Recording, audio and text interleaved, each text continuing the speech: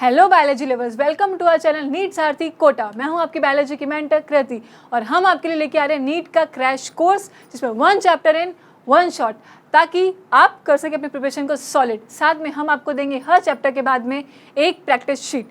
आप उस practice sheet को सॉल्व करो, अपने आप को सेल्फ एनालाइज करो कि कितनी प्रिपरेशन आपकी हो चुकी है। इससे क्या होगा, आप अपने डाउट्स और क्वेरीज लेके आ सकते हो ताकि आपकी प्रिपरेशन सॉलिड हो, रिजल्ट 100% हो। बायोलॉजिकल क्लासिफिकेशन, ठीक है, इस वर्ड को समझना सबसे पहले। Bio means life.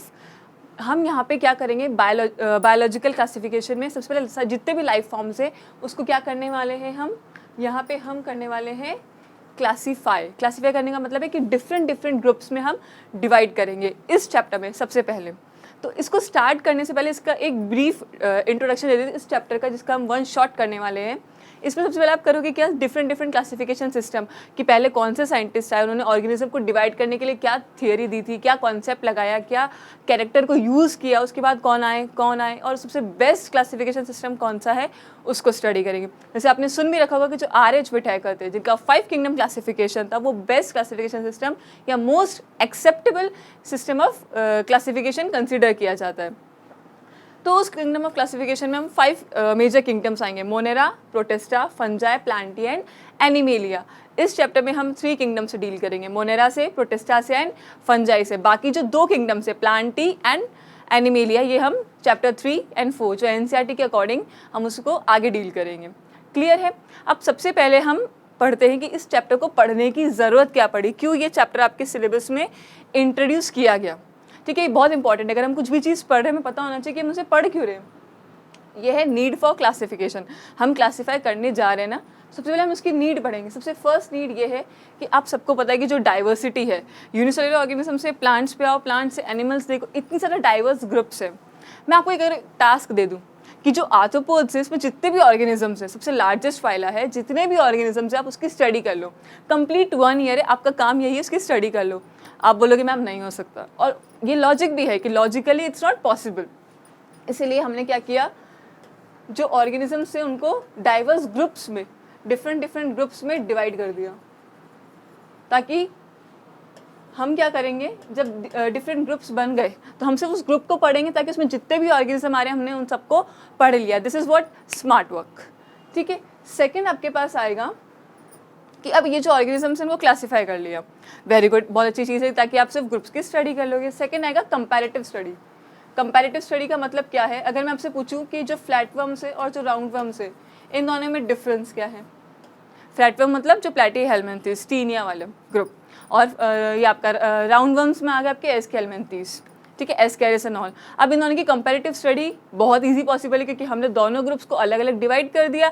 हमें पता है कि कौन किस में कैसे कैरेक्टरिस्टिक प्रेजेंट है, कौन फ्लैट है तो सारे फ्लैट वाले प्लेटीहेल्मिन्थीज में, जो राउंड वर्म्स हैं वो सारे आपके एस्केल्मिन्थीज में। इस तरह से हम कंपैरेटिव स्टडी कर सकते हैं, डिफरेंट फाइला की कर सकते हो, डिफरेंट ऑर्गेनिजम्स की कर सकते हो, डिफरेंट क्लासेस की कर सकते हो, क्योंकि आप इसे जस्ट प्रीवियस चैप्टर में डिफरेंट हायरार्किकल जो पढ़ के आए हो। सबसे पहले टॉप पे आपका किंगडम, देन फाइलम और डिवीजन, इस तरह से फिर class, order, family, genus and species. तो हम हर लेवल पे कंपैरेटिव स्टडी कर सकते हैं।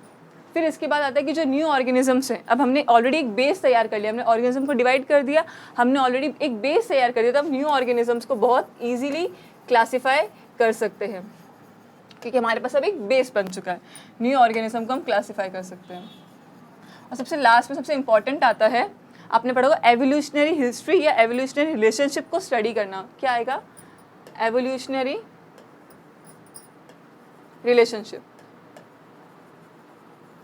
इससे क्या फ़ायदा होगा, जैसे कि हम बात करते हैं अभी ह्यूमंस की, जो बहुत बेसिक है, ठीक है। हम बढ़ते ना कि एप लाइक एंसेस्टर से ह्यूमंस इवॉल्व हुए। इसका मतलब क्या हुआ कि एप से इवॉल्व नहीं हुए, एप लाइक एंसेस्टर। तो हम पूरा जो जर्म लाइन है उसकी स्टडी कर सकते हैं। हम ये जान सकते हैं कि अच्छा पहले ये ऑर्गेनिज्म इनको रिजेंबल करते थे, एंड देन धीरे धीरे एवोल्यूशन हुआ, म्यूटेशन हुआ, और ऑर्गेनिज्म एक डिफरेंट ही ग्रुप में बन गया, एक सेपरेट ग्रुप बना लिया।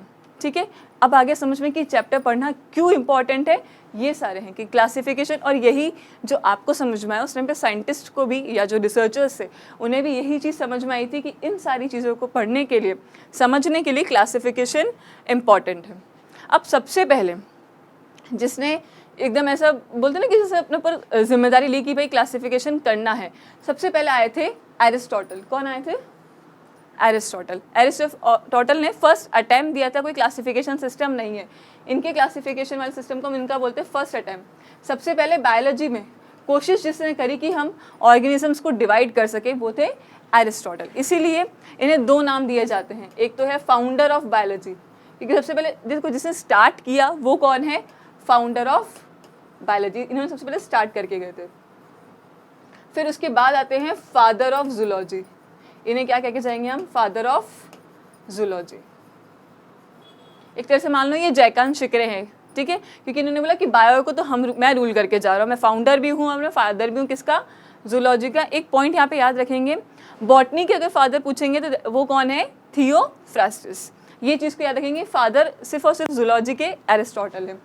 एरिस्टोटल सबसे पहले देखो सबसे पहला साइंटिस्ट आया है, तो वो जब क्लासीफाई करेगा तो कौन सा कैरेक्टरिस्टिक यूज़ कर सकता है? अगर हम प्लांट और एक एनिमल है और एक आपको ही अगर मैं बोलूँ कि इन दोनों में डिफ्रेंशिएट करो तो आप कैरेक्टरिस्टिक कैसे स्टार्ट करोगे? कि एक मोटाइल है या एक मोबाइल है जो चल सकता है, एनिमल्स, और प्लांट्स कैसे हैं जो मोबाइल नहीं है। दूसरा आप बोलोगे कि इसके पास रूट स्टेम एंड लीव्स है, प्लांट्स के पास, हमारे पास लिम्स हैं, स्कल है, पूरा हमारा स्केलेटन सिस्टम है। तो हमने अभी जो कैरेक्टरिस्टिक स्टडी किए वो सारे कैसे थे? Morphological characteristic. सिर्फ बाहर से ऑर्गेनिज्म को देखा एंड देन हमने क्लासिफिकेशन स्टार्ट किया था। किसने स्टार्ट किया?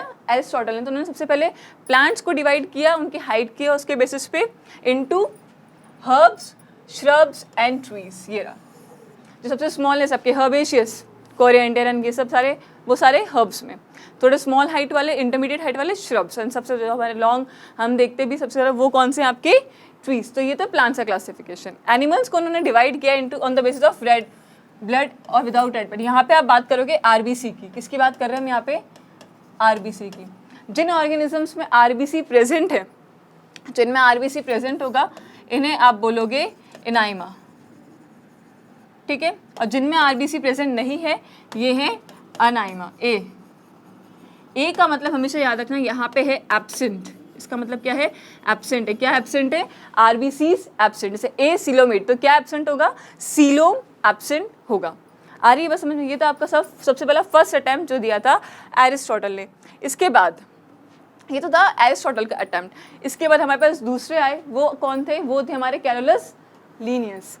कैरोलस लीनियस ने क्या किया? इन्होंने भी प्लांट्स और एनिमल्स को दो डिफरेंट ग्रुप्स में डिवाइड किया। बस इन्होंने एरिस्टोटल के आइडिया को थोड़ा सा और ज़रा हाई लेवल पे एक लेवल अप कर दिया।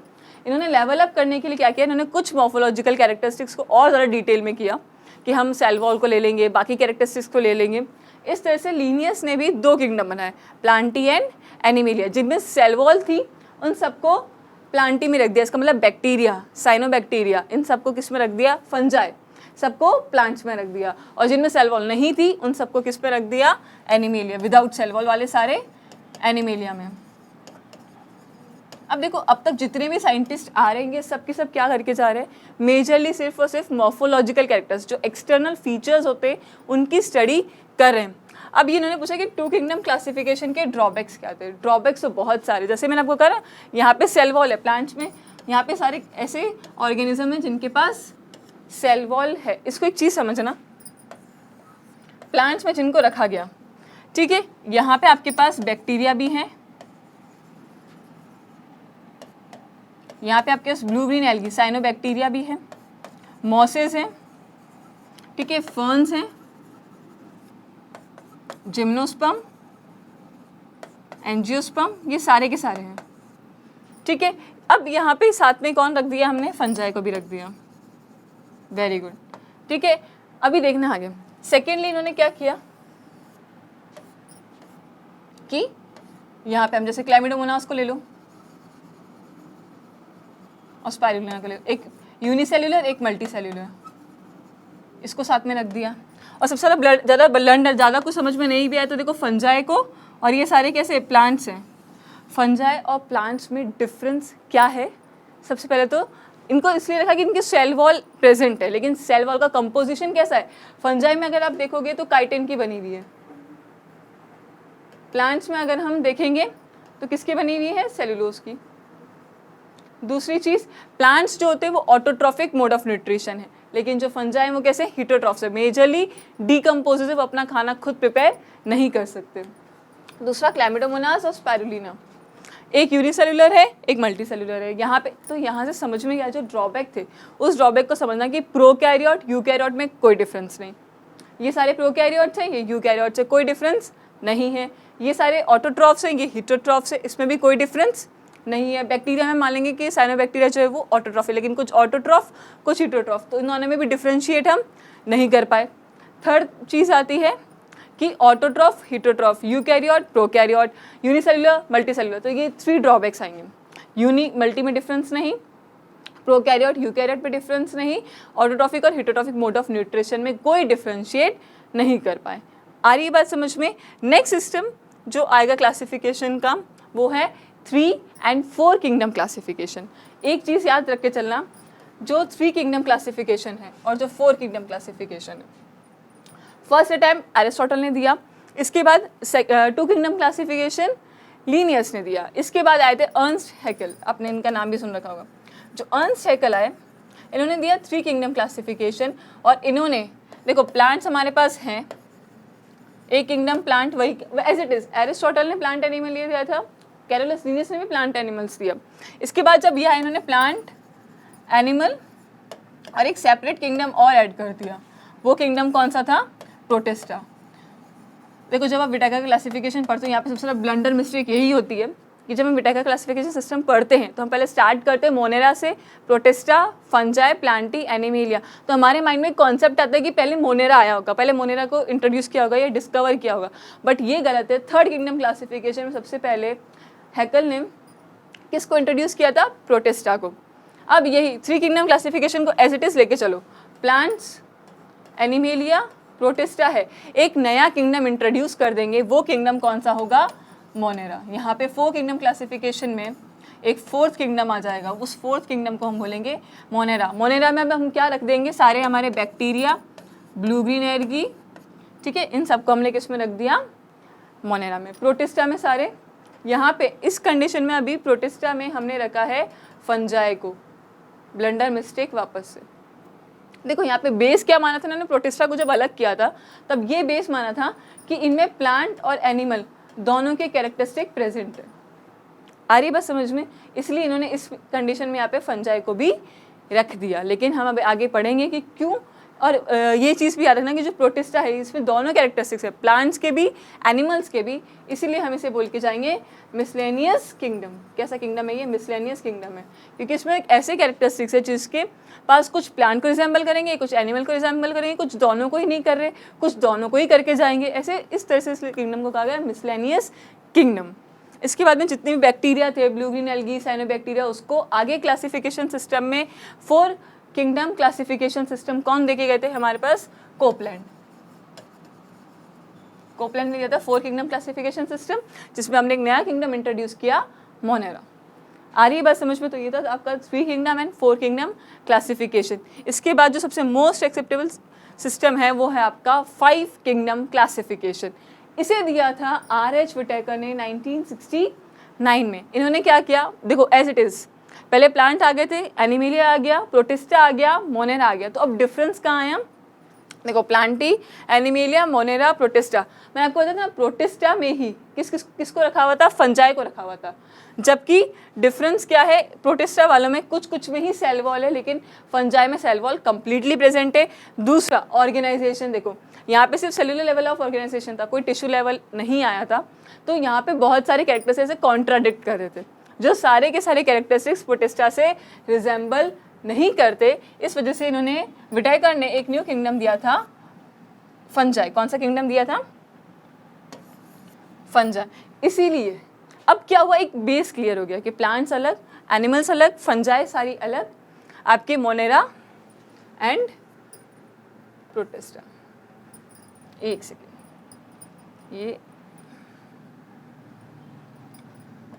मोनेरा, क्लियर है बात। ये तो था विटाकर क्लासिफिकेशन सिस्टम। अब क्वेश्चन जो आएगा वो बनेगा कि कौन कौन से कैरेक्टरिस्टिक्स विटाकर ने कंसिडर किए थे। आप बोलोगे सेल का स्ट्रक्चर, सेल का स्ट्रक्चर है कैसा, सेल वॉल है नहीं है तो किसकी बनी हुई है, ठीक है, दूसरी चीज़ वो यूनिसेलुलर है, मल्टी सेलुलर है, उसका ऑर्गेनाइजेशन। थैलस का मतलब होता है अनडिफरेंशिएटेड मास। थैलस का मतलब क्या होता है?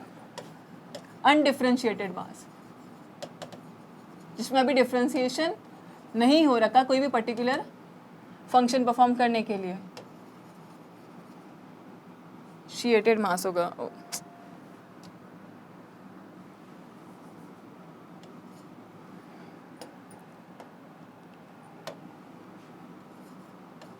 अनडिफरेंशिएटेड मास। इसके बाद में कौन सा था? Mode of nutrition. हमने देखा सबसे मेजर मिस्टेक यही आ रही थी कि ये हिटोट्रॉफ से उसके बाद भी प्लांट किंगडम में रख दिए गए थे। तो मोड ऑफ न्यूट्रिशन, ऑटोट्रॉफ है, हिटोट्रॉफ है। अगर हिटोट्रॉफ भी होंगे तो भाई हम आगे पढ़ेंगे, पैरासाइट है, सेप्ट्रॉफ है, ठीक है, सॉरी।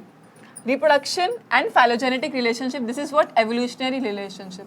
फाइलोजेनेटिक रिलेशनशिप का मतलब होता है एवोल्यूशनरी रिलेशनशिप, उसकी एंसेस्ट्री को स्टडी करना कि आखिर उसके एंसेस्ट्री या उसका जर्म लाइन क्या रहा। रिप्रोडक्शन, हमने वैसे 3 मोड्स ऑफ रिप्रोडक्शन को डील करते हैं। कौन से? Vegetative propagation, asexual and sexual. हम ये स्टडी करेंगे कौन सा ऑर्गेनिज्म है जिसमें किस टाइप का रिप्रोडक्शन मिल रहा है और किस टाइप का नहीं मिल रहा। क्लियर? अभी बार कैरेक्टरिस्टिक्स देखो, जो किंगडम और जो कैरेक्टरिस्टिक्स बिटाकर ने कंसिडर किए थे। सेल का टाइप, एक चीज़ आएगा, सिर्फ मोनेरा ऐसा किंगडम होगा जो प्रोकैरियोटिक है।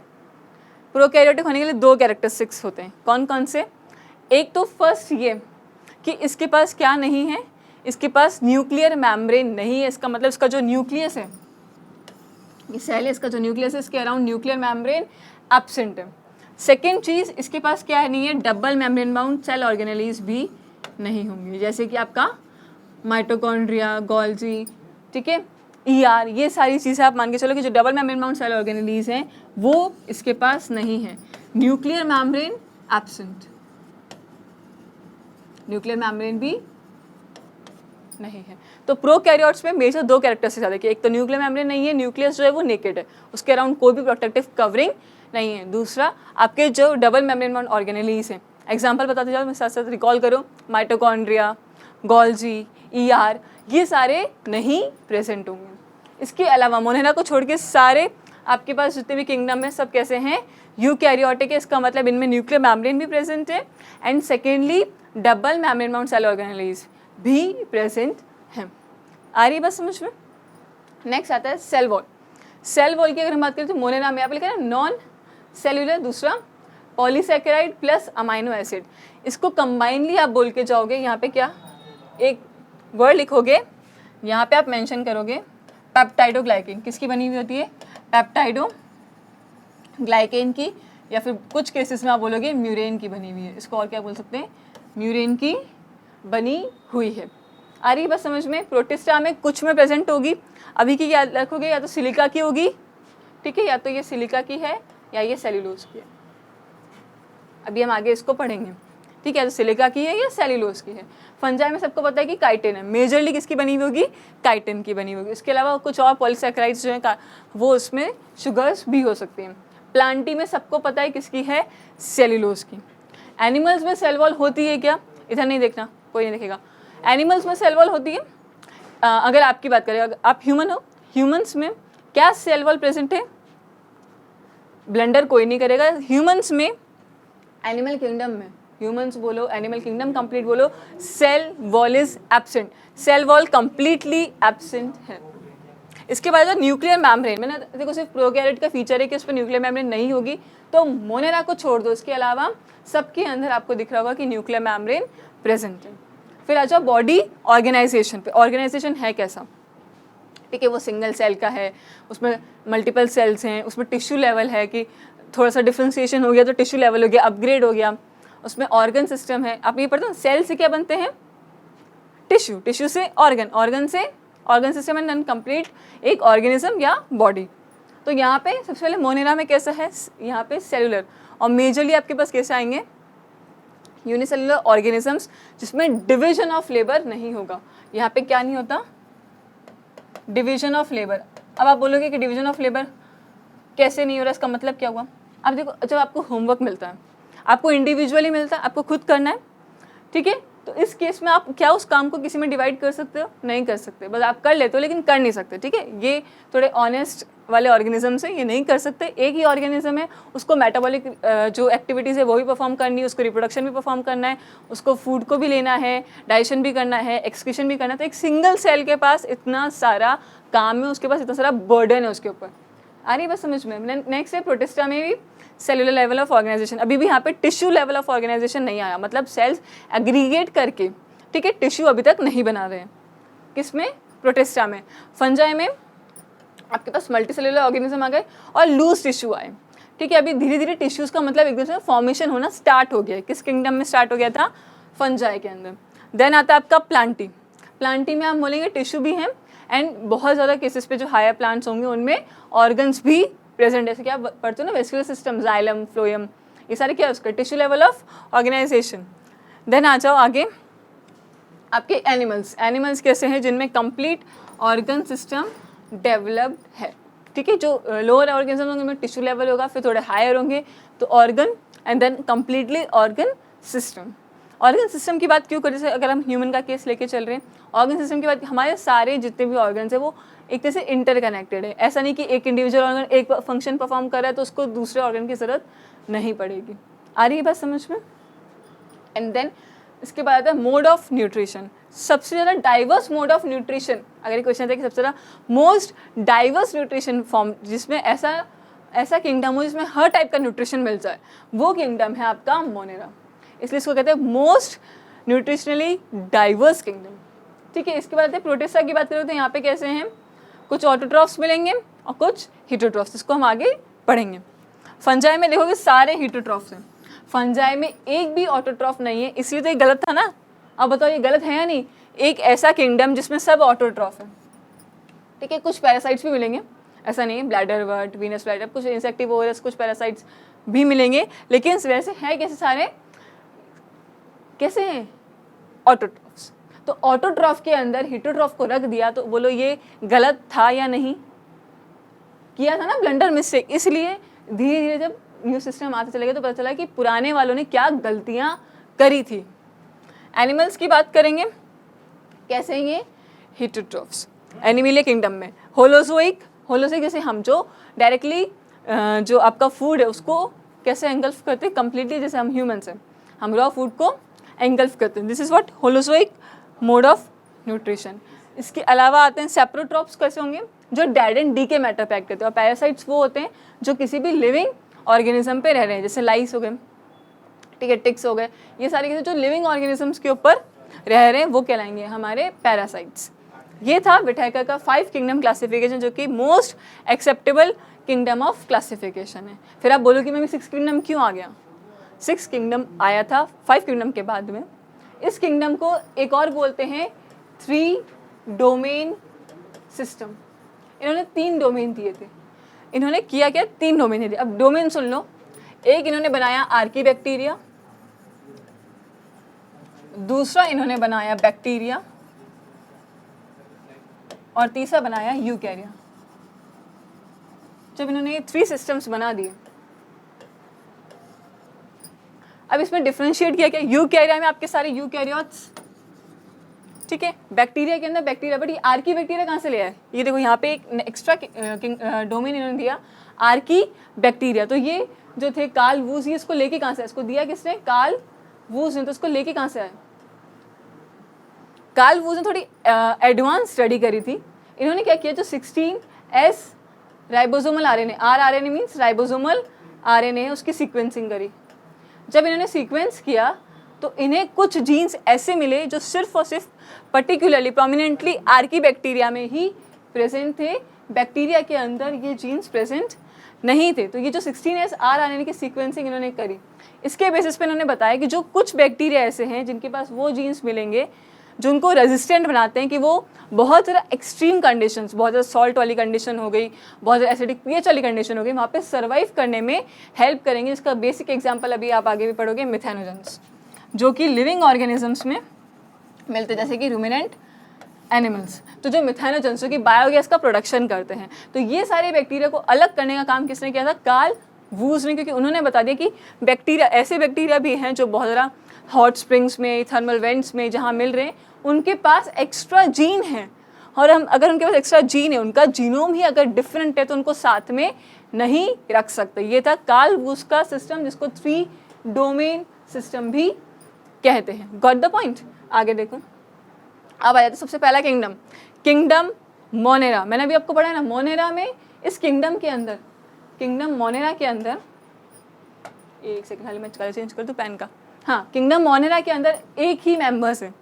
वो मेंबर्स कौन से हैं? आप बोलोगे बैक्टीरिया।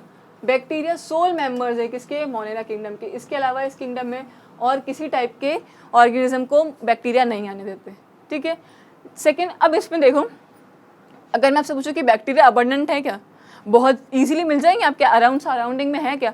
आपको दिख नहीं रहे क्योंकि ये माइक्रोस्कोपिक ऑर्गेनिजम्स है, बट आपके सराउंडिंग में ये प्रेजेंट है। ये मोस्ट अबंडेंट माइक्रो ऑर्गेनिज्म है।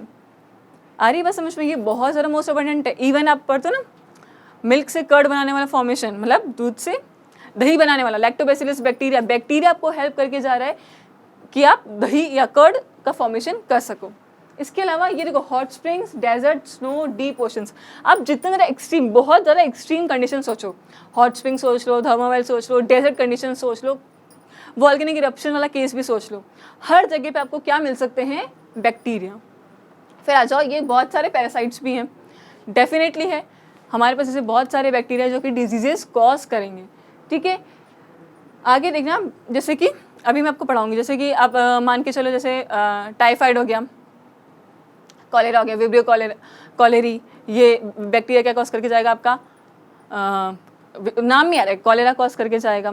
आपके पास सिट्रस कैंकर जो प्लांट्स में होगा तो सैंथोमोनास सिट्राई, इस तरह से बहुत सारे आपके पास बैक्टीरिया आएंगे जो कि कैसे? पैरासाइट से लिविंग ऑर्गेनिज्म को इन्फेक्ट करेंगे, ठीक है। अब इनके शेप के बेसिस पे हमने पहले मोनेरा किंगडम में शेप के बेसिस पे क्या किया? बैक्टीरिया को डिवाइड किया। अब शेप समझना, सबसे पहले है आपके पास कोकस और स्फेरिकल। स्फेरिकल को याद रखेंगे हम बॉल शेप से, इस साइड से। स्फेरिकल शेप्ड कैसे हैं आपके पास? कोकस, बॉल से याद रखेंगे, बॉल शेप या स्फेरिकल शेप, वो हमारे पास है कोकस। बेसिलस है आपके पास रॉड शेप, इस तरह से, this are what? Rod shape. ये फर्स्ट वाले, ये आपके रॉड शेप। सेकेंड और थर्ड आते हैं आपके पास विब्रियो या कॉमा शेप। सबको पता है कि कॉमा शेप होता है, तो इस तरह से अगर आपके पास में कॉमा शेप के बैक्टीरियाज हैं, उसे हम बोलेंगे विब्रियो, और प्लूरल में विब्रियम। क्लियर? स्पाइरल शेप्ड, इस तरह से एक कैरेक्टर। अब मैं यहाँ से अगर एक क्वेश्चन पूछूं कि इसमें से किस टाइप के बैक्टीरिया के पास फ्लैजेला प्रेजेंट है, तो क्या आंसर आएगा? ये आपके पास 4 ऑप्शन है, कोकस, बेसिलस, ठीक है, विब्रियो, स्पाइरल, सारे ऑप्शंस आपके सामने पूछे, इसमें किसके पास फ्लैजेला प्रेजेंट है? क्लियर कट आंसर क्या हो जाएगा? स्पाइरल शेप के पास है, बाकी सबके पास जो है क्या नहीं प्रेजेंट है? फ्लैजेला प्रेजेंट नहीं है। तो इसमें से कौन ऐसे होंगे जो मोटाइल और बाकी यूजुअली नॉन मोटाइल होंगे? वापस से आंसर क्या आ जाएगा? स्पाइरल वाले डेफिनेट, जिसके पास फ्लैजेला प्रेजेंट है, लोकोमोटरी ऑर्गन प्रेजेंट है, वो कैसा है? मोटाइल। क्लियर है बात? अब आ जाओ आर्की बैक्टीरिया और यू बैक्टीरिया। कार्ल वुश ने, मैं अभी हमने पढ़ा ना, 3 डोमेन सिस्टम देखे गए थे, उन्होंने बता दिया कि भाई ऐसे बैक्टीरिया हैं जो एक्स्ट्रा ऑर्डिनरी हैं, वो एक्स्ट्रा ऑर्डिनरी बैक्टीरिया का नाम था आर्की बैक्टीरिया। इनका हैबिटेट अभी मैंने बताया था, जो बहुत ज़्यादा सलाइन कंडीशन में रहे, सॉल्टी एरियाज का मतलब होता है जो बहुत ज़्यादा सलाइन कंडीशन में रहे, इन्हें आप बोलोगे क्या? हेलोफाइल्स। सॉल्ट कैसे? कैल्शियम कार्बोनेट, सोडियम कार्बोनेट, आप हार्ड वाटर पढ़ते हो ना, ठीक है। तो जितने भी आपके सारे सॉल्ट्स है, ऐसे कंडीशन में अगर कोई ऑर्गेनिज्म सर्वाइव करे, ऐसे बैक्टीरिया सर्वाइव कर रहे हैं, these are what? Halophiles. As hot springs में बहुत ज़्यादा हाई टेम्परेचर हीट वाली कंडीशन में जो रह रहे हैं, वो आपके क्या करेंगे? Thermo acidophile. Thermal word is for heat, बहुत ज़्यादा हाई टेम्परेचर हीट के लिए, और एसिडोफाइल्स मीन्स एसिडिक पीएच पे। बिटवीन कहाँ होगा? 1 to 7 से नीचे एसिडिक पीएच। फिर आ जाते हैं मार्शी एरियाज पे, जैसे कि मिथेनोजेंस। मैंने बताया रूमिनेंट एनिमल्स, जैसे कि आपके पास होंगे काउस, बफेलोस, इनके जो ऑर्गेनिजम्स हमारे काउस, बफेलो, इनमें प्रेजेंट होंगे, और ये किसका फॉर्मेशन करके जाएंगे? ये बहुत प्रोमिनेंट क्वेश्चन है। मिथेनोजेंस करते हैं बायोगैस का फॉर्मेशन, और वो बायोगैस का फॉर्मूला है CH4। क्या है? CH4, that is what? Methane gas. ये बहुत प्रोमिनेंट क्वेश्चन है, ठीक है। मिथेनोजेंस किस गैस का फॉर्मेशन करेंगे? जो कि एक बायोगैस है, and that is what? CH4, methane. अब इसके बाद अगर हम इसकी मेजर कैरेक्टरिस्टिक जो डिफरेंट है, वो क्या है? Cell wall. मैंने आपको बताया सेल वॉल जो है उसमें इनका डिफरेंस है आर्की बैक्टीरिया में और यू बैक्टीरिया में। दूसरा इनके पास इस जो सेल वॉल उसके लिए जीन्स भी डिफरेंट है, जो कि 16S RRN है। प्रोकैरियोट्स की अगर हम बात करेंगे, ठीक है, तो इनके अंदर क्या होता है 70S, इनमें कैसा होता है 70S टाइप का राइबोसोम है, जिसमें 50 और 30 स्मॉलर एंड लार्जर सब यूनिट। इस 30S में भी इनके पास जो स्मॉलर सब यूनिट का जो RNA है वो है 16S RNA। इस पे जीन्स बहुत डिफरेंट है जो सेल वॉल के लिए कोड करके जा रहे हैं। और सेकेंड डिफरेंस ये आता है कि इनके अंदर सेल वॉल के अंदर यहाँ पे जो single monolayer of lipid, lipid की सिंगल लेयर प्रेजेंट होती है। आपको याद आ रहा है fluid mosaic model Singer and Nicolson ने दिया था। उन्होंने कहा था कि लिपिड की कैसी लेयर होनी चाहिए, बाय लेयर होनी चाहिए। अगर हम सेल मेम्ब्रेन की या प्लाज्मा मेम्ब्रेन की बात करेंगे तो बाय लेयर होना चाहिए, लेकिन यहाँ पे कैसा है, एक अगर ये इसके सेल मेम्ब्रेन है तो यहाँ पे कैसा है सिंगल मोनो लेयर है। आ रही है बात समझ में? ये मेजर डिफरेंस है आर्की वर्सेस या आर्की बैक्टीरिया और यू बैक्टीरिया में। ठीक है, यू बैक्टीरिया कैसे है आपके पास ट्रू बैक्टीरिया, यू बैक्टीरिया को हम ट्रू बैक्टीरिया कह के जा रहे हैं। उसका रीज़न क्या है, अगर मैं आपको एक बैक्टीरिया का नॉर्मल डायग्राम बना के दिखाऊं, एक बार देखना था, सबने देखा हुआ भी होगा लेकिन एक बार बना ही देते हैं।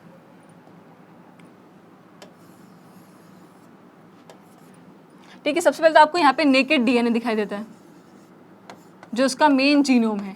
ये नेकेड डीएनए इसका मेन जीनोम है। सेकेंडली आप देखते हो एक डबल स्ट्रैंडेड सर्कुलर डीएनए जिसको आप क्या बोलते हैं, प्लाज्मिड। ठीक है, बैक्टीरिया में आपको सीलिया भी प्रेजेंट है, फ्लैजेला प्रेजेंट है, उसके अलावा पिलाई एंड फिमरे। डिफरेंस समझना, सीलिया एंड फ्लैजेला जो प्रेजेंट होंगे ये लोकोमोशन में हेल्प करेंगे, पिलाई एंड फिमरे ये इनके रिप्रोडक्शन में हेल्प करके जाते हैं या फिर अटैचमेंट में। ठीक है, आगे देखना यहाँ पे आपके पास में किस टाइप के राइबोसोम्स हैं, तो हम बोलेंगे 70S टाइप के राइबोसोम प्रेजेंट है।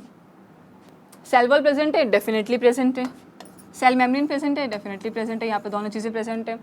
एक चीज़ और, यहाँ पे इसकी जो सेल मेम्ब्रेन में यहाँ पे इस तरह से जो इंक्लूजन्स प्रेजेंट होते हैं, ठीक है, यहाँ पे क्या प्रेजेंट है, इंक्लूजन्स। ये किसके हेल्प करेंगे, इन पे ये हेल्प करके जा रहे हैं गैसियस एक्सचेंज में। उसमें ये हैं आपके मीजोसोम्स। यहाँ से जो क्वेश्चन आता है वो याद है कि जो मीजोसोम्स हैं ये किसको रिजेंबल करके जाएंगे, बताओ, गोल्जी को या इसको माइटोकॉन्ड्रिया को, किसको रिजेंबल करके जाएंगे, मीजोसोम्स। इसके अलावा यहाँ पे स्टार्च ग्रेन्यूल्स, साइनोफेसिन ग्रेन्यूल्स, जैसे डिफरेंट जो बैक्टीरियाज होंगे उसमें different store reserve food material जो होगा वो इस तरह से वैक्यूल्स में उसमें स्टोर रहता है। मीजोसोम्स जो है आपके, ये आपके करके जाएंगे किसको रिजेंबल, ये आप मुझे बताने वाले हो। ठीक है, इसके बाद आपके पास आता है कि जो फोटोसिंथेटिक ऑटोट्रॉफ्स हैं जो अपना खाना खुद प्रिपेयर कर सकते हैं, ये कैसे हैं, साइनोबैक्टीरिया, जिसको आप कॉमनली क्या बोलते हो, blue green algae. Blue green algae, अब देखो यहाँ पे जो साइनोबैक्टीरिया जो ब्लू ग्रीन एल्गी हैं ये फोटोसिंथेसिस परफॉर्म कर रहे हैं, तो एक बेसिक चीज़ है, इनके पास क्या प्रेजेंट है, क्लोरोफिल ए इनके पास प्रेजेंट है। सेकेंड आते हैं हमारे डिफरेंट टाइप, और ये किस पे एक्ट करेंगे, देखो हम फोटोसिंथेसिस की अगर बात करेंगे तो फोटोसिंथेसिस होता क्या है, CO2 water in presence of क्या, एंजाइम्स के प्रेजेंस में क्या करेंगे, किस पे कन्वर्ट करके जाएंगे, ये मेजरली क्या बनाना है इनको, फूड बनाना है। फूड के साथ साथ ये क्या जनरेट करेंगे, यहाँ पे एक चीज़ याद रखिए, हमें क्या जनरेट करवाना है, ATP। एनर्जी करेंसी हमें चाहिए ना, चाहिए ग्लूकोज और वो फॉर्म करे, लेकिन हमें क्या चाहिए, मेन एनर्जी करेंसी ATP।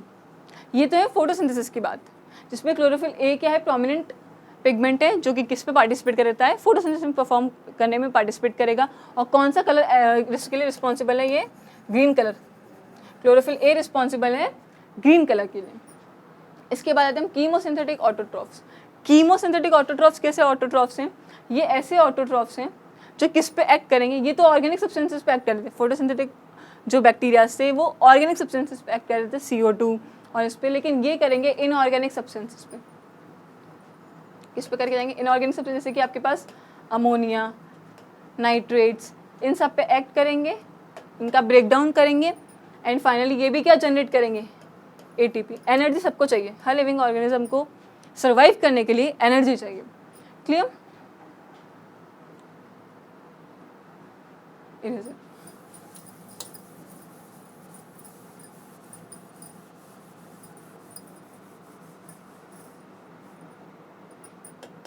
अब देखो आगे, फोटोसिंथेटिक ऑटोट्रॉफ का जो बेसिक एग्जांपल आते हैं आपके पास, ब्लू ग्रीन नॉस्टॉक, एनाबीना, इस तरह से आप इसका डायग्राम देखते हो, ये एक नॉस्टॉक, समझना इसको, ठीक है। नॉस्टॉक में एक कैरेक्टरिस्टिक है, ठीक है, ये एक तरीके से आप देखो ये फोटोसिंथेसिस परफॉर्म कर रहे हैं, इनके पास क्लोरोफिल प्रेजेंट है, बट इनके पास एक स्पेशलाइज्ड सेल्स प्रेजेंट होते हैं जो बहुत अच्छा फंक्शन परफॉर्म करके जाते हैं। वो कौन सा फंक्शन है? वो न्यूट्रिएंट साइक्लिंग में बहुत हेल्प करता है। वो फंक्शन क्या है? यहाँ पे इनके पास स्पेशलाइज सेल है जिनको हम बोलेंगे हीट्रोसिस्ट। क्या बोल के जाएंगे? हीट्रोसिस्ट। ये सेल्स में प्रेजेंट है आपके पास nitrogen fixing enzymes. Nitrogen fixation के सारे जो एंजाइम्स हैं वो यहाँ पे प्रेजेंट है हीट्रोसिस्ट में। ये एग्जाम्पल है आपके पास नॉस्टॉक का। इसके अलावा इनके अराउंड एक शीथ प्रेजेंट होती है इस तरह से, उस शीथ को बोलते हैं म्यूकिलेजिनस शीथ। तो मुझे बता, इसका अगर इसका नाम है म्यूकिलेजिनस शीथ तो ये किसकी बनी हुई है? इसका नाम है अगर म्यूकिलेजिनस शीथ तो ये किसकी बनी हुई होगी? कॉमन सेंस यहाँ पे यूज़ करना है, म्यूकिलेज की बनी हुई है। इट्स अ पॉलीसैकेराइड, ठीक है, म्यूकिलेज की बनी हुई है मेजरली। अब इसके बाद आते हैं आपके पास हीटरोट्रॉफ्स। हीटरोट्रॉफ्स ऐसे ऑर्गेनिजम्स हैं जो बहुत लेजी हैं क्योंकि वो अपना खाना खुद तो प्रिपेयर कभी नहीं कर सकते। वो अपना खाना किसी भी कंडीशन में खुद प्रिपेयर नहीं करते हैं। ये बोलते हैं हम दूसरे ऑर्गेनिजम्स पे एक्ट करेंगे, ठीक है, उन पे रूल करेंगे एंड हम उनसे अपना खाना या फूड डिराइव करने वाले हैं। हीटरोट्रॉफ में मेजर 3 टाइप वही वाले, सैप्रोट्रॉप्स, आपके पास पैरासाइट्स और कुछ आएंगे यहाँ पे सिम्बाइंट्स भी, ठीक है, क्योंकि जो बैक्टीरिया है जैसे कि राइजोबियम, ठीक है, एक नाइट्रोजन फिक्सिंग बैक्टीरिया है जो कि किसमें प्रेजेंट होगा? रूट नोड्यूल्स, मेजरली लेग्यूम्स में ये बैक्टीरिया आपको मिलेगा, सिम्बाइंट्स में राइजोबियम, ठीक है। कुछ आपके पास सेप्रोट्रॉप्स मिल जाएंगे। पैरासाइट में होता है ना, जैसे विब्रियो कॉलेरा, ज़ैंथोमोनास सिट्रा जो सिट्रस कैंकर को कॉज करेगा। इस तरह से बहुत सारे पैरासाइट्स हैं जो प्लांट पे भी एक्ट करेंगे और एनिमल्स पे भी एक्ट करते हैं, ठीक है। ये था आपका आर्की बैक्टीरिया और यू बैक्टीरिया में डिफरेंस, ठीक है, कि आखिर इन दोनों को अगर क्लासीफाई अलग किया गया तो उसका रीज़न तो होगा ना, उस रीज़न को हमने यहाँ समझना था। अब आते हैं रिप्रोडक्शन इन बैक्टीरिया। बैक्टीरिया में रिप्रोडक्शन होता कैसे? देखो, जो एसेक्सुअल रिप्रोडक्शन है, ठीक है, एसेक्सुअल रिप्रोडक्शन का मतलब क्या है? कोई भी गैमीट फॉर्मेशन नहीं है, फर्टिलाइजेशन या फ्यूजन ऑफ गैमीट्स नहीं हो रहा है, ठीक है। बाइनरी फिजन, ये एक बैक्टीरिया है, समझ आएंगे, इसका मेन डीएनए है। पहले डीएनए डुप्लीकेशन होगा, ठीक है, और इस यहाँ से क्या बना लेगा? ये 2 डॉटर सेल्स का फॉर्मेशन कर लेगा। ये क्या बनकर 2 डॉटर सेल्स का फॉर्मेशन करेगा? This is what binary fission. Endospore का फॉर्मेशन ये कब करते हैं? ये एक बैक्टीरिया था, ये रैपिडली अपने जो न्यूक्लिया है, इसका न्यूक्लियस का है, ये डिवीजन होता जाएगा, बहुत सारे न्यूक्लियर फॉर्म हो गए और इसने अपने अराउंड एक प्रोटेक्टिव कवरिंग बना ली। ये प्रोटेक्टिव कवरिंग हर चीज़ से रेजिस्टेंट है, ठीक है, high heat, high temperature, acidic pH, सबसे रेजिस्टेंट है। और ये तब तक ऐसे कंडीशन में रहेगा जब तक उसको फेवरेबल कंडीशन नहीं मिल जाती, तब तक ये इस तरह से प्रोटेक्टिव कवरिंग के अंदर रहेगा। जैसे फेवरेबल कंडीशन मिल जाएगी, ये जो कवरिंग है ये ऐसे बर्स्ट हो जाएगा, ये सारे स्पोर्स रिलीज हो जाएंगे। जो इसके न्यूक्लियर ये थे, ये स्पोर्स सारे यहाँ पे रिलीज हो जाएंगे। ये सारे जो न्यूक्लियस है ये स्पोर का फॉर्मेशन करेंगे, यहाँ पे जर्मिनेशन होगा, ये सारे स्पोर्स रिलीज हो जाएंगे। आ रही बस समझ में? यहाँ से हमें 2 कंडीशन पता चल गई एसेक्सुअल रिप्रोडक्शन में, 2 टाइप्स। बाइनरी फिजन जिसपे पहले डीएनए डुप्लीकेशन, ठीक है, इससे पहले फिर सेल में ये ऐसे फरो बनेगा, सारे सेल ऑर्गेनेलीज का डुप्लीकेशन, साइटोप्लाज्म का डुप्लीकेशन, और इससे 2 डॉटर सेल्स का फॉर्मेशन हो जाएगा। अब आ जाओ इसमें सेक्सुअल रिप्रोडक्शन में, ठीक है। यहाँ पे मैं एक चीज़ बता के जाऊँगी, यहाँ पे जब सेक्सुअल रिप्रोडक्शन में पढ़ाऊँगी इसमें एक बहुत इंपॉर्टेंट पॉइंट आएगा, उसको आप नोट डाउन करके रखेंगे। इनमें जो सेक्सुअल रिप्रोडक्शन होता है ये बाकी ऑर्गेनिजम्स के कंपैरिजन में बहुत डिफरेंट है। कैसे, उसे समझना। सबसे पहले होता है ट्रांसफॉर्मेशन। ट्रांसफॉर्मेशन आपने पढ़ा था ग्रिफिथ का एक्सपेरिमेंट, जिसमें इसमें क्या होता है, जैसे ये बैक्टीरिया है, ये इसका मेन जीनोम है, ये इसका प्लाज्मिड है, इसको कोई फॉरेन डीएनए मिला और इसने वो अपटेक कर लिया, तो अपटेक ऑफ फॉरेन डीएनए, बाहर से डीएनए ले लिया, दिस इज व्हाट ट्रांसफॉर्मेशन। क्योंकि अब इसके पास में ये जो एक्स्ट्रा डीएनए था, जो बाहर का डीएनए था, वो इसके जीनोम में इनकॉर्पोरेट हो गया। तो इसके पास कौन से जीन आ गए? ये जो सेकेंडरी डीएनए अपन को जो इसको सेकेंड डीएनए मान के चले, जो सेकेंड डीएनए में जीन्स थे वो कहाँ इनकॉर्पोरेट हो गए? इस बैक्टीरिया में, ए बैक्टीरिया में इनकॉर्पोरेट हो गए। दिस इज व्हाट ट्रांसफॉर्मेशन, अब आ जाओ सेकेंड मेथड ट्रांसडक्शन। इसको बहुत ध्यान से समझना। ये ए बैक्टीरिया है, इस पे एक वायरस ने एक्ट किया। किसने एक्ट किया?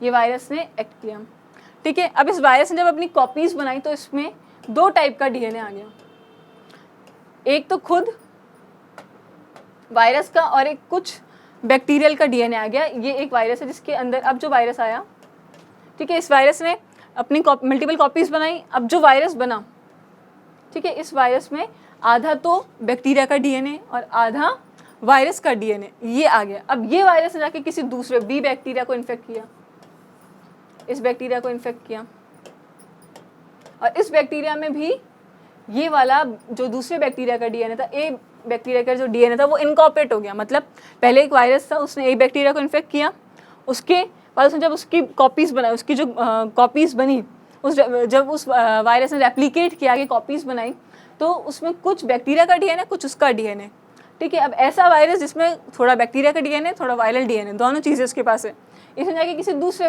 बैक्टीरिया को इनकॉर्पोरेट कर दिया। तो एक बैक्टीरिया में दूसरे बैक्टीरिया के जीन्स इनकॉर्पोरेट हो रहे, लेकिन वो बैक्टीरिया आपस में कोई आपस में कनेक्शन नहीं हुआ, कोई कम्युनिकेशन नहीं हुआ, फिर भी ये चीज़ हो गई कि जेनेटिक जो मटेरियल था वो एक्सचेंज हो गया। ये वाला जो आपका टाइप है, ये है क्या? ट्रांसडक्शन। क्योंकि यहाँ पे जो जीन्स है वो एक्सचेंज हो गए, ए बैक्टीरिया के जीन्स बी में चले गए, भले ही बैक्टीरिया टू बैक्टीरिया नहीं गए, वायरस के थ्रू गए, लेकिन जीन्स जो है वो एक्सचेंज हो गए। लास्ट में हमारे पास आता है कॉन्जुगेशन। कॉन्जुगेशन में क्या होगा? कॉन्जुगेशन में 2 बैक्टीरिया इस तरह से ये आपस में पास आएंगे। मैंने बताया ना कि जो पिलाई एंड फिम्ब्रे, ये किस में हेल्प करके जा रहे थे आपके? ये आपके हेल्प करते हैं रिप्रोडक्शन में, क्योंकि ये क्या करके जाएंगे? अटैचमेंट में और कॉन्जुगेशन ट्यूब के फॉर्मेशन में हेल्प करेंगे। ये इस तरह से ये दोनों बैक्टीरिया के बीच में क्या बन गई है? पिलाई ने क्या बनाई है यहाँ पे? Conjugation tube. जब ये कॉन्जुगेशन ट्यूब बन गई, ये वापस से ए बैक्टीरिया, ये बी बैक्टीरिया, ठीक है। यहाँ से थोड़ा अमाउंट ऑफ डीएनए कहाँ चला गया? ये इसका डीएनए था। यहाँ से थोड़ा डीएनए कहाँ चला गया? बी बैक्टीरिया के पास। तो दिस इज व्हाट, यहाँ पे क्या एक्सचेंज हो रहा है? जीन्स एक्सचेंज हो रहे हैं, जेनेटिक मटेरियल एक्सचेंज हो रहा है। This is what? कॉन्जुगेशन। अब मेरे पास एक पॉइंट ये है कि जब हम सेक्सुअल रिप्रोडक्शन पढ़ते हैं तो हमें ये पता है कि गैमेट का फॉर्मेशन होना चाहिए, फ्यूजन होना चाहिए, फर्टिलाइजेशन होना चाहिए। मैं पहले ये पॉइंट एसेक्सुअल का बोल के गई हूँ ना, पर यहाँ पे तो ऐसा कुछ नहीं हुआ। फिर हम इसको सेक्सुअल मोड ऑफ रिप्रोडक्शन क्यों कह रहे हैं? ये है स्पेशल केस, इसको यहाँ चीज़ समझना, ठीक है। हमने क्यों कहा कि बिना गैमेट बने, बिना फर्टिलाइजेशन के भी सेक्सुअल रिप्रोडक्शन हो रहा है? ये है एक स्पेशल केस, और इसको बोलते हैं हम एम्फीमिक्सिस। और ये जो साइकिल चल रही है ना, जैसे जैसे वायरस के थ्रू आ रहा है, फॉरेन डीएनए अपटेक हो रहा है, this is what? Parasexual cycle. Complete sexual cycle नहीं है, दिस इज व्हाट? हाफ या पार्शियल सेक्सुअल साइकिल है। हम इसको सेक्सुअल रिप्रोडक्शन क्यों कहते हैं वो से याद रखना। यहाँ पे क्या एक्सचेंज हो रहा है? जेनेटिक मटीरियल, ठीक है। जेनेटिक मटीरियल एक्सचेंज का मतलब कि यहाँ पे जीन्स का एक्सचेंज हो रहा है, इसीलिए इस प्रोसेस को हम बोलते हैं सेक्सुअल रिप्रोडक्शन। किसी भी रिप्रोडक्शन के टाइप को सेक्सुअल रिप्रोडक्शन बनने के लिए उसमें क्या होना चाहिए? जीन्स एक्सचेंज होने चाहिए। याद रखोगे अब ये। अब आ जाओ माइकोप्लाज्मा। इनके बारे में सबसे बेसिक बात जो है वो यही है, स्मॉलेस्ट लिविंग ऑर्गेनिज्म है। ये कैसे हैं? स्मॉलेस्ट लिविंग ऑर्गेनिज्म है। अब आप पूछो इसका साइज़ क्या था? इनका साइज़ होगा अराउंड 0.2 से 0.4 म्यू एम। जो आप लिखते हो इसका मतलब है माइक्रोमीटर। म्यू एम का मतलब है माइक्रोमीटर। दूसरा, ये एनारोबिक कंडीशन में भी रह सकते हैं, बिना ऑक्सीजन के ये रह सकते हैं। तीसरी चीज़, इनमें सेल वॉल जो है वो नहीं है। अब ये देखो, ये कितनी बड़ी बात है, सेल वॉल नहीं है, फिर भी एक ऐसी कंडीशन में रहेंगे, एनारोबिक कंडीशन में ये रह सकते हैं। उनका स्ट्रक्चर कैसा होगा? कुछ कुछ इस तरीके से, ठीक है। और मेन जो क्वेश्चन आता है वो यहाँ से आएगा। स्मॉलेस्ट लिविंग ऑर्गेनिज्म है, एनारोबिक कंडीशन में रहते हैं, सेल वॉल नहीं प्रेजेंट है, और उसके अलावा ये कैसे हैं? ये पैरासाइट्स हैं, और ये एक बहुत प्रोमिनेंट डिजीज कॉज करते हैं, जिसके पीछे इनका नाम भी रखा गया था। किसी को याद आ रहा है? PPLO। PPLO को कैसे आप याद रखोगे? Pleuro pneumonia like organism. ये क्या कॉज करके जा रहे थे? प्लूरोनिमोनिया। मेनली ये नाम रखा गया था क्योंकि इन्होंने जब इसकी स्टडी हुई थी तब ये लाइव स्टॉक में प्लूरोनिमोनिया कॉज कर रहे थे। इसलिए इनको ये नाम दिया गया था प्लूरोनिमोनिया लाइक ऑर्गेनिजम्स। ये डिजीज़ को लाइफ स्टॉक में कॉज कर रहे थे। ये हमारे इसमें एनिमल्स में भी या उसमें भी जो है डिजीज़ कॉज करते हैं कौन, माइकोप्लाज्मा। इनके ऊपर हमें इतनी चीज़ें याद रखनी, इनको पीपीआर है उनका साइज, ये बहुत इंपॉर्टेंट। अब आ जाते हैं किंगडम मोनेरा हो गया। अब इसके बाद जो नेक्स्ट किंगडम है this is what, kingdom protista. Protista देखो मोनेरा जैसे वो कैसे थे, प्रोकैरियोट्स यूनिसेलुलर, मोनेरा कैसे थे, प्रोकैरियोट्स एंड यूनिसेलुलर। प्रोटिस्टा कैसे हैं, यूकैरियोट्स है और सिंगल सेल है, इसका मतलब ये भी कैसे हैं, यूनिसेलुलर है। और यूकैरियोट्स का मतलब इनमें क्या क्या प्रेजेंट होगा, जल्दी बताओ, न्यूक्लियर मेम्ब्रेन प्रेजेंट होगी और double membrane bound cell organelle भी प्रेजेंट होंगे, double membrane bound cell organelle भी प्रेजेंट हैं। इसके बाद में ये कनेक्टिंग लिंक बनाते हैं प्लांट्स, एनिमल्स एंड फंजाई में, ठीक है, क्योंकि मैंने बताया ना इनमें ऐसे ऑर्गेनिज्म मिलेंगे जो प्लांट से भी कैरेक्टरिस्टिक रिसेंबल करते हैं, एनिमल से भी कर रहे होंगे और कुछ ऐसे होंगे जो फंजाई से भी करके जा रहे हैं। तो और इसके अलावा ये नीचे जो बैक्टीरियाज है उनसे भी कैरेक्टरिस्टिक रिसेंबल करेंगे। तो अगर इसका डायग्राम समझो तो यहाँ पे हमारे पास मोनेरा है, बैक्टीरियाज वगैरह हैं, यहाँ पे हमारे पास प्रोटिस्टा है और ये कनेक्टिंग लिंक है इन दोनों के बीच में, प्लांट्स, एनिमल, फंजाई, क्योंकि ये इनके साथ भी कैरेक्टरिस्टिक शेयर करेंगे और इसके साथ भी कैरेक्टरिस्टिक शेयर करता है। इसको कनेक्टिंग लिंक मानते हैं प्रोकैरियोट्स में और यूकैरियोट्स में, या फिर हम बोल सकते हैं मोनेरा से लेके प्लांटी, एनिमलिया एंड फंजाई तक।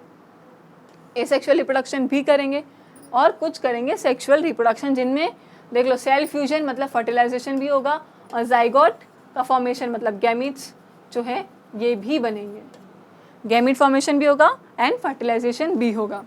इसमें जो मेजर ग्रुप्स इन्वॉल्व हैं वो कौन कौन से आएंगे, chrysophytes, dinoflagellates, euglenoids, slime moulds and protozoans. ये सारे ग्रुप्स को हम अब एक एक करके पढ़ने के लिए तैयार हो जाओ, ठीक है। सबसे पहले हमारे पास क्राइसोफाइट्स।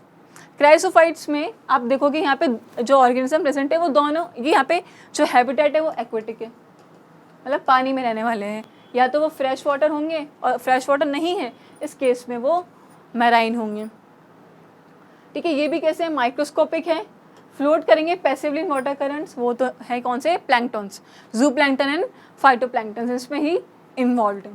इसमें दो मेजरली जो ग्रुप्स है वो आएंगे, एक है डायटम्स, एक है गोल्डन एल्गी जिसको बोलते हैं डेस्मिड। ये दो के बारे में पढ़ना है। जो गोल्डन एल्गी है इसे क्या बोलेंगे हम, डेस्मिड्स, और डायटम्स, जो डायटम्स हैं, ठीक है, ये सिलिका की सेल वॉल है, इनमें कैसी सेल वॉल है जो सिलिका की बनी हुई है। तो ये और ये जो सेल वॉल्स को समझना है, जैसे ये एक आपको दिख रहा है, ये आपको एक क्राइसोफाइटिक डायनोफ्लैजेलेट ही गिवन है, लेकिन इसमें कैसा होता है, ये इस तरह से है,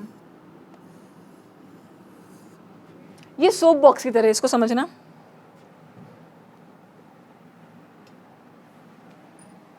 सोप बॉक्स है क्या, अरे जिसमें अपन साबुन रखते हैं, ये सोप बॉक्स समझना। ये इस तरह से है, दिखाई दे रहा है, ये ऊपर वाला पार्ट, ये नीचे वाला पार्ट, ये सोप बॉक्स की तरह है और इसके अंदर ये ऐसी इसकी सेल वॉल है, ठीक है। ये ऊपर वाला पार्ट, ये नीचे वाला पार्ट, ये ऐसे सोप बॉक्स की तरह प्रेजेंट है। किसके अंदर प्रेजेंट है, ये आपके क्राइसोफाइट्स में, ये इस तरह से प्रेजेंट है, ऊपर और नीचे, बीच में इसका कंप्लीट उसका सेल बॉडी, बीच में ये क्या है, सेल बॉडी, और ये ऊपर नीचे सोप बॉक्स है, इसकी सेल वॉल प्रेजेंट है।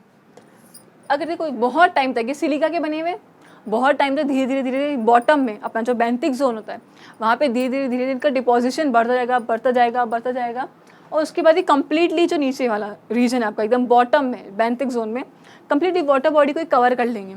अब सिलिका का जो कलर होता है ना वो अब ऑलमोस्ट, अगर आपने देखा तो सॉइल में उसमें कैसा जो आपका मिट्टी वाला कलर होता है उस तरह का कलर होता है। तो इस तरह से ये जो अर्थ बना देते हैं, इसको अर्थ क्यों बोले, क्योंकि पूरी वाटर बॉडी को कवर कर लिया।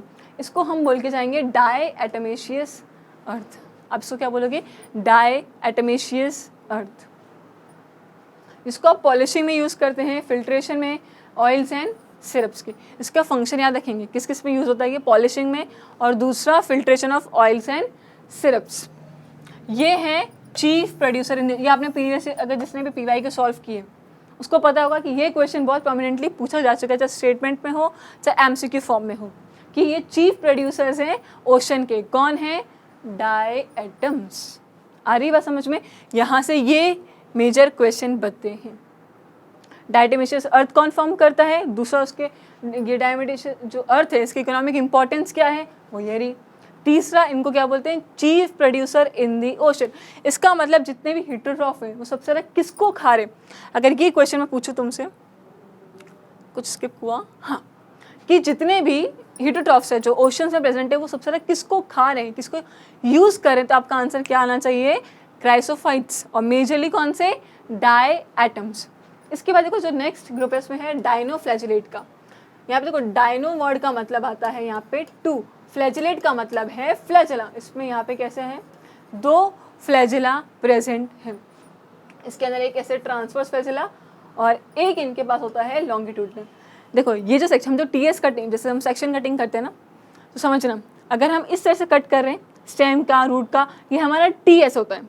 ठीक है, अगर हम इस तरह से कट कर रहे हैं किसी भी सैंपल को, टिश्यू का सैंपल हो गया, प्लांट में रूट का, तो अगर हम इस तरह से कट करें, दिस वाज व्हाट? लॉन्गिट्यूडनल। तो इनमें एक लॉन्गिट्यूडनल फ्लैजिला और एक ट्रांसवर्स फ्लैजिला प्रेजेंट होता है। ये सारी एक्सेस स्कोर, इनको भी आप याद रख के चलोगे। डाइनोफ्लैजिलेट्स में यूजुअली आप कैसे हैं? मैराइन।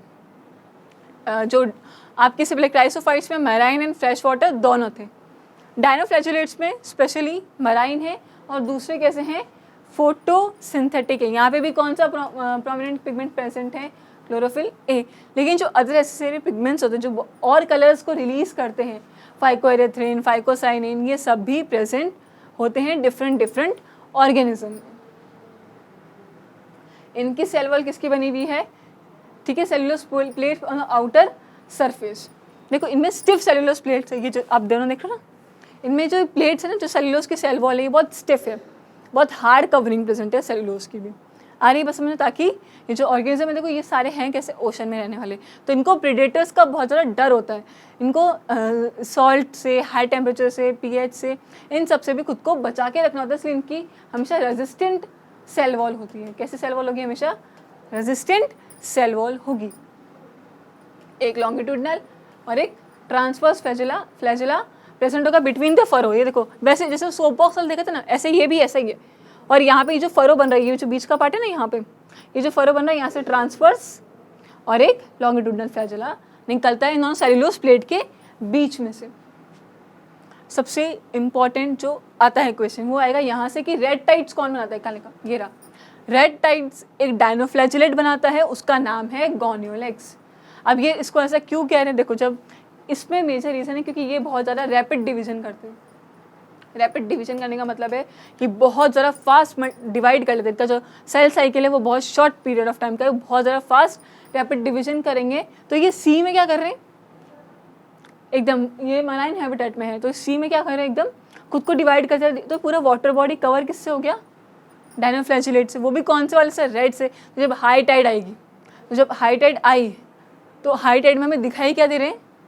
रेड डाइनोफ्लैजिलेट। तो हमने उसका नाम क्या दे दिया? रेड टाइड्स, जिसके लिए कौन सा ऑर्गेनिज्म रिस्पॉन्सिबल है? गोनियोलेक्स।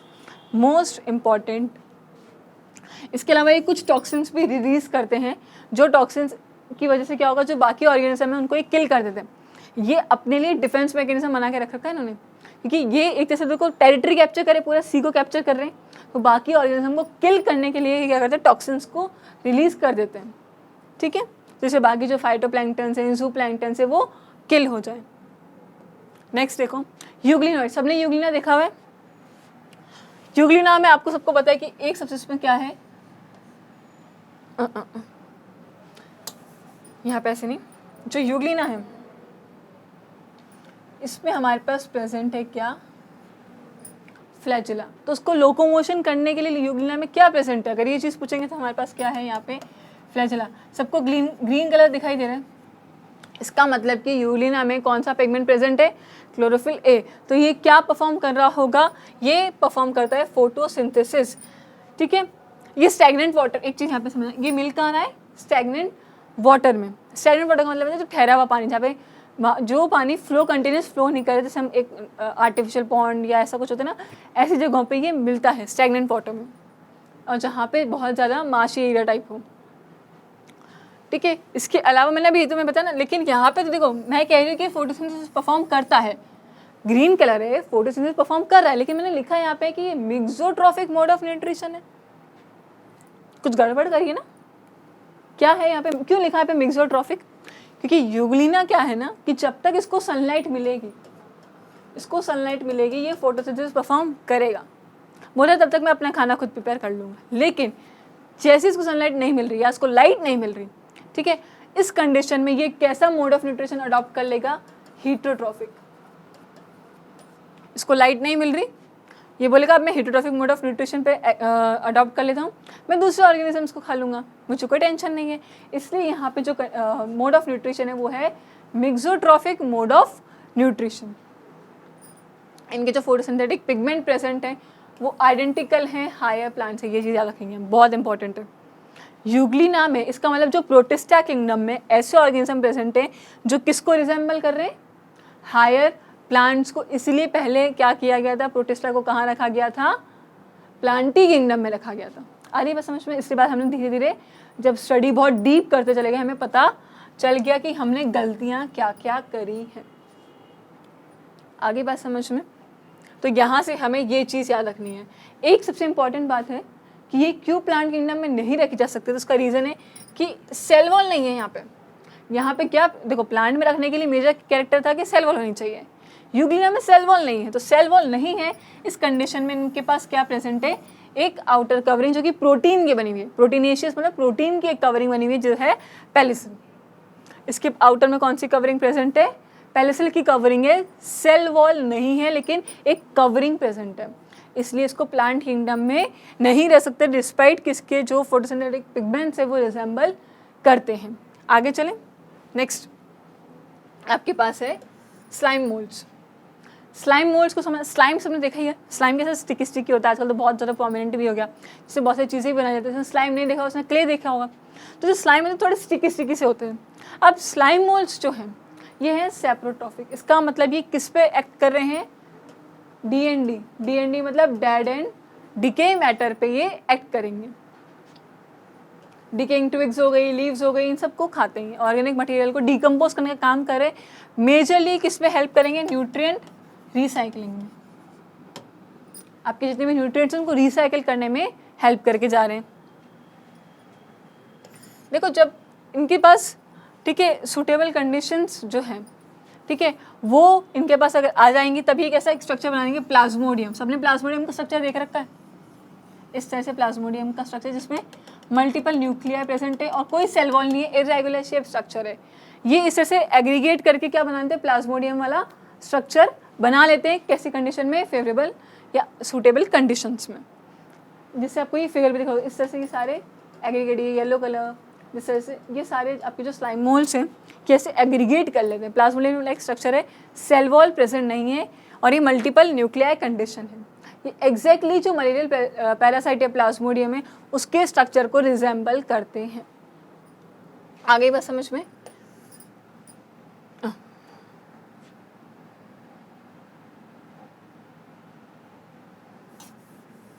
लेकिन एक चीज़ रखना, जो प्लाज्मोडियम बनता है ये सूटेबल कंडीशन या फेवरेबल कंडीशन में बनेगा, और जब अनफेवरेबल कंडीशंस आ जाएंगी, जैसे ही अनफेवरेबल कंडीशंस आ गई, अब ये क्या करेगा? ये डिफ्रेंशिएट करेगा और किसका फॉर्मेशन करेगा? फ्रूटिंग बॉडीज़ का। ये इस तरह से क्या बना लेगा? फंजाई की तरह फ्रूटिंग बॉडीज़ का फॉर्मेशन करेगा, और अल्टीमेटली किसका? फ्रूटिंग बॉडीज़ किसको बना के जाएंगी? स्पोर्स को। किसको बना के जाएंगे? स्पोर्स बना के जाएंगे। तो ये चीज़ याद रखनी कि अनफेवरेबल कंडीशन में फ्रूटिंग बॉडीज़ बनेंगी, फ्रूटिंग बॉडीज़ स्पोर का फॉर्मेशन करते हैं। क्लियर? इसके बाद आ जाते हैं कि spores at the tips, spores have true walls. देखो ये क्वेश्चन पहले आ चुका है कि इनके स्पोर्स में कैसी वॉल है? ट्रू वॉल प्रेजेंट है। ये आपका स्टेटमेंट वाइज ऑलरेडी पूछा जा चुका है कि स्लाइम मोल्ड्स में स्पोर्स में ट्रू वॉल प्रेजेंट है। यहाँ तक कोई दिक्कत नहीं है, तो आगे देखते हैं। अब आ जाओ प्रोटोजोन्स में। प्रोटोजोन्स में सारे के सारे कैसे हैं? हेटेरोट्रॉफ है, बहुत ही लेजी हैं, बहुत ही आलसी लोग हैं, मतलब सारे ऑर्गेनिजम्स हैं, ठीक है, जो है तो प्रेडेटर्स होंगे, पैरासाइट होंगे, सेप्रोट्रॉफ्स होंगे, बस यही है यहाँ पे, ठीक है। क्योंकि देखो जो अपना खाना खुद नहीं बनाएंगे वो कहीं से तो न्यूट्रिशन लेंगे, तो वो दूसरे ऑर्गेनिज्म से न्यूट्रिशन लेंगे। सबसे पहले आते हैं आपके पास अमीबॉइड प्रोटोजोन। सबको अमीबा का डायग्राम पता है, ये रहा अमीबा का डायग्राम। इरेगुलर शेप स्ट्रक्चर है, ठीक है। इसके पास में आपके पास वैक्यूल्स और वो प्रेजेंट है, ठीक है। साइटोप्लाज्म और वो प्रेजेंट है, सारी चीज़ें प्रेजेंट है, पर इसके पास सेल वॉल वाला जो चीज़ है वो प्रेजेंट नहीं है। और इसमें जो फिंगर लाइक प्रोजेक्शंस है इसे हम क्या कहते हैं, अमीबा में जो फिंगर लाइक प्रोजेक्शंस है इसे आप कहते हो स्यूडोपोडियम। क्या कह के जा रहे हो, स्यूडोपोडियम। आगे बात समझ में। नेक्स्ट हमारे पास है अमीबा हो गया, इस तरह से एंटामीबा जो अमीबाइसिस कॉज करता है। फिर आते हैं हमारे पास फ्लैजुलेटेड प्रोटोजोन्स। फ्लैजुलेटेड प्रोटोजोन्स में क्या प्रेजेंट होगा, ऑब्वियसली यहाँ पे क्या प्रेजेंट है, फ्लैजेला। क्या प्रेजेंट है, फ्लैजेला प्रेजेंट है, या तो फ्री लिविंग हो गया या पैरासाइट। एक बेसिक एग्जांपल आपको गिवन है एनसीईआरटी में कि स्लीपिंग सिकनेस जो बैक्टीरिया कॉज करता है, स्लीपिंग सिकनेस जो प्रोटोजोन कॉज करता है वो कौन सा है, तो आपका आंसर क्या हो जाएगा, ट्रिपैनोसोमा। क्या होगा यहाँ पे आंसर, ट्रिपैनोसोमा। अब जो सीलिएटेड प्रोटोजोन्स है जो कि कैसे हैं, यूजुअली एक्वेटिक हैबिटेट में रह रहे हैं। सीलिएटेड है मतलब यहाँ पे क्या है, सीलिया प्रेजेंट है। सीलिएटेड प्रोटोजोन्स पे जो क्वेश्चन आ रखा है वो ये आ रहा है कि इनके पास किस टाइप का न्यूक्लियस प्रेजेंट है, तो यहाँ पे इनके पास मैक्रो और माइक्रो दोनों टाइप के न्यूक्लियस प्रेजेंट होते हैं। मैक्रो एंड माइक्रो दोनों टाइप के न्यूक्लियस इनके पास प्रेजेंट होते हैं। किसके पास, सीलिएटेड प्रोटोजोन। जिसका एग्जांपल आपके पास है पैरामीशियम, जिसको स्ट्रक्चर किसकी तरह से होता है, स्लीपर लाइक स्ट्रक्चर होता है। इस तरह से सबने इस तरह से पैरामीशियम का स्ट्रक्चर देखा, इसमें सीलिया प्रेजेंट है, इसमें एक मैक्रो न्यूक्लियस बड़ा, एक छोटा माइक्रो न्यूक्लियस इस तरह से प्रेजेंट होगा। इसका स्लीपर लाइक स्ट्रक्चर, इसको क्या बोलते हैं, स्लीपर लाइक स्ट्रक्चर। इसके बाद में आते हैं स्पोरोजोन्स। स्पोरोजोन्स में वापस अभी मैंने आपको जो प्लाज्मोडियम का डायग्राम समझाया था, जैसे स्लाइम मोल्ड्स में था ना, इरेगुलर शेप स्ट्रक्चर है, मल्टीपल न्यूक्लियाई प्रेजेंट है, कंडीशन है, ये क्या करेंगे, फ्रूटिक बॉडीज का फॉर्मेशन करेंगे एंड अल्टीमेटली स्पोर्स। मलेरिया में भी जो इन्फेक्शियस स्टेज है वो स्पोर लाइक स्टेज है, जिसको आप बोलते हो स्पोरोजोइट्स। ये याद रखना, स्पोरोजोइट्स जो है वो इन्फेक्शियस स्टेज है मलेरिया कॉजिंग ऑर्गेनिज्म की। इस स्टेज में ही ये क्या करेगा, इन्फेक्शन को या डिजीज को कॉज करेगा। ये आगे बात समझना आपको प्रोटोजोन्स की। इसके बाद आते हैं किंगडम फंजाई के ऊपर, कि किंगडम फंजाई जो है, जिसको हमने कहा कि सबसे लास्ट में जाके हम उसको सेपरेट कर पाए, जिसमें हम समझ पाए कि इसको अलग करना है, इसमें ऐसे क्या कैरेक्टरिस्टिक्स है। ये हेटेरोट्रॉफिक ऑर्गेनिज्म से कंप्लीटली हेटेरोट्रॉफ है, और मेजरली ये जो है अर्थ में सबसे ज़्यादा डिकम्पोजर्स हैं, प्रोमिनेंट डिकम्पोजर्स हैं। आगे बात समझ में, ये कॉस्मोपॉलिटन, देखो एक जो वर्ड आता है ना, जहाँ पे कॉस्मोपॉलिटन अगर वर्ड आता है इसका मतलब होता है कि एवरीवेयर। इसको लिख भी लेना, कॉस्मोपॉलिटन का मतलब होता है एवरीवेयर, हर जगह, जो हर जगह मिल जाए वो है cosmopolitan. Warm and humid places पे मिलेगा। वार्म एंड ह्यूमिड मतलब जहाँ पे मॉइस्चर कंटेंट भी होना चाहिए, एंड सेकेंडली वार्म। जो ब्रेड होती है, इसका एक्सपेरिमेंट हम 10th क्लास में उसमें नहीं करते थे, ब्रेड होगी उसमें थोड़ा सा वाटर एंड डाल के हम उसको क्लॉथ से कवर करके उसको रख देते थे, रखना था हमें थोड़ी देर के लिए। फिर आप उसको देखोगे कि 3-4 डेज़ के बाद में आप देखोगे उसमें क्या आ गई है, ग्रीन ग्रीन कलर के से स्पॉट्स बन रहे हैं। वो ग्रीन कलर के जो स्पॉट्स थे वो आपकी क्या थी, फंजाई, ठीक है। फर्स्ट एंटीबायोटिक जो बनी थी बैक्टीरिया को किल करने के लिए, सबको पता है अलेक्जेंडर फ्लेमिंग ने बनाई थी, जो कौन सी थी, पेनिसिलिन। और उसके बाद में आ जाते हैं यूनिसेलुलर। देखो जो जितनी भी फंजाई हैं ये यूकैरियोट्स हैं और कैसे हैं, मल्टी सेलुलर हैं। एक एक्सेप्शन गिवन है, एक एक्सेप्शन है, वो है ईस्ट। ईस्ट को छोड़ के सारी फंजाई कैसी है, मल्टी सेलुलर है। इसको ब्रीवर्स ईस्ट भी बोलते हैं, इसको फर्मेंटेशन में यूज़ करते हैं, आपके बेकरीज वगैरह में यूज़ करते हैं, तो बेकर्स ईस्ट या ब्रीवर्स ईस्ट बोलते हैं, ब्रेड एंड बियर बनाने में काम आएगी। बहुत सारे ऐसे होंगे जो प्लांट्स और एनिमल्स में डिजीजेस कॉज करती है। एक बहुत बेसिक एग्जांपल आपको गिवन है वीट रस्ट, जो कि कॉज करता है पक्सीनिया ग्रामिनेंस ट्रिटिका। वीट का साइंटिफिक नेम ट्रिटिकम एस्टाइवम। इसको कौन सा ऑर्गेनिज्म इस डिजीज को कॉज करेगा, वीट के अंदर वीट रस्ट कौन कॉज करेगा, तो हमारा आंसर हो जाएगा पक्सीनिया ग्रामिनेंस ट्रिटिका। ये क्वेश्चन पूछा जा चुका है, ठीक है। ईस्ट को छोड़ के, ईस्ट जो है वो फिलामेंटस नहीं है, ठीक है, इसको छोड़ के बाकी सारी फंजाई कैसी हैं, इस तरह से। इनमें hyphae, single unit hyphae present है, बहुत सारे हाइफे के नेटवर्क ऐसे प्रेजेंट होगा, इसको हम क्या बोलते हैं, देखो ये सिंगल तो क्या है, हाइफे, और network of hyphae, network of hyphae को हम क्या बोलेंगे, माइसीलियम। क्या बोल के जाएंगे, एक सेकेंड, यहाँ पे आप इसको बोलोगे माइसीलियम।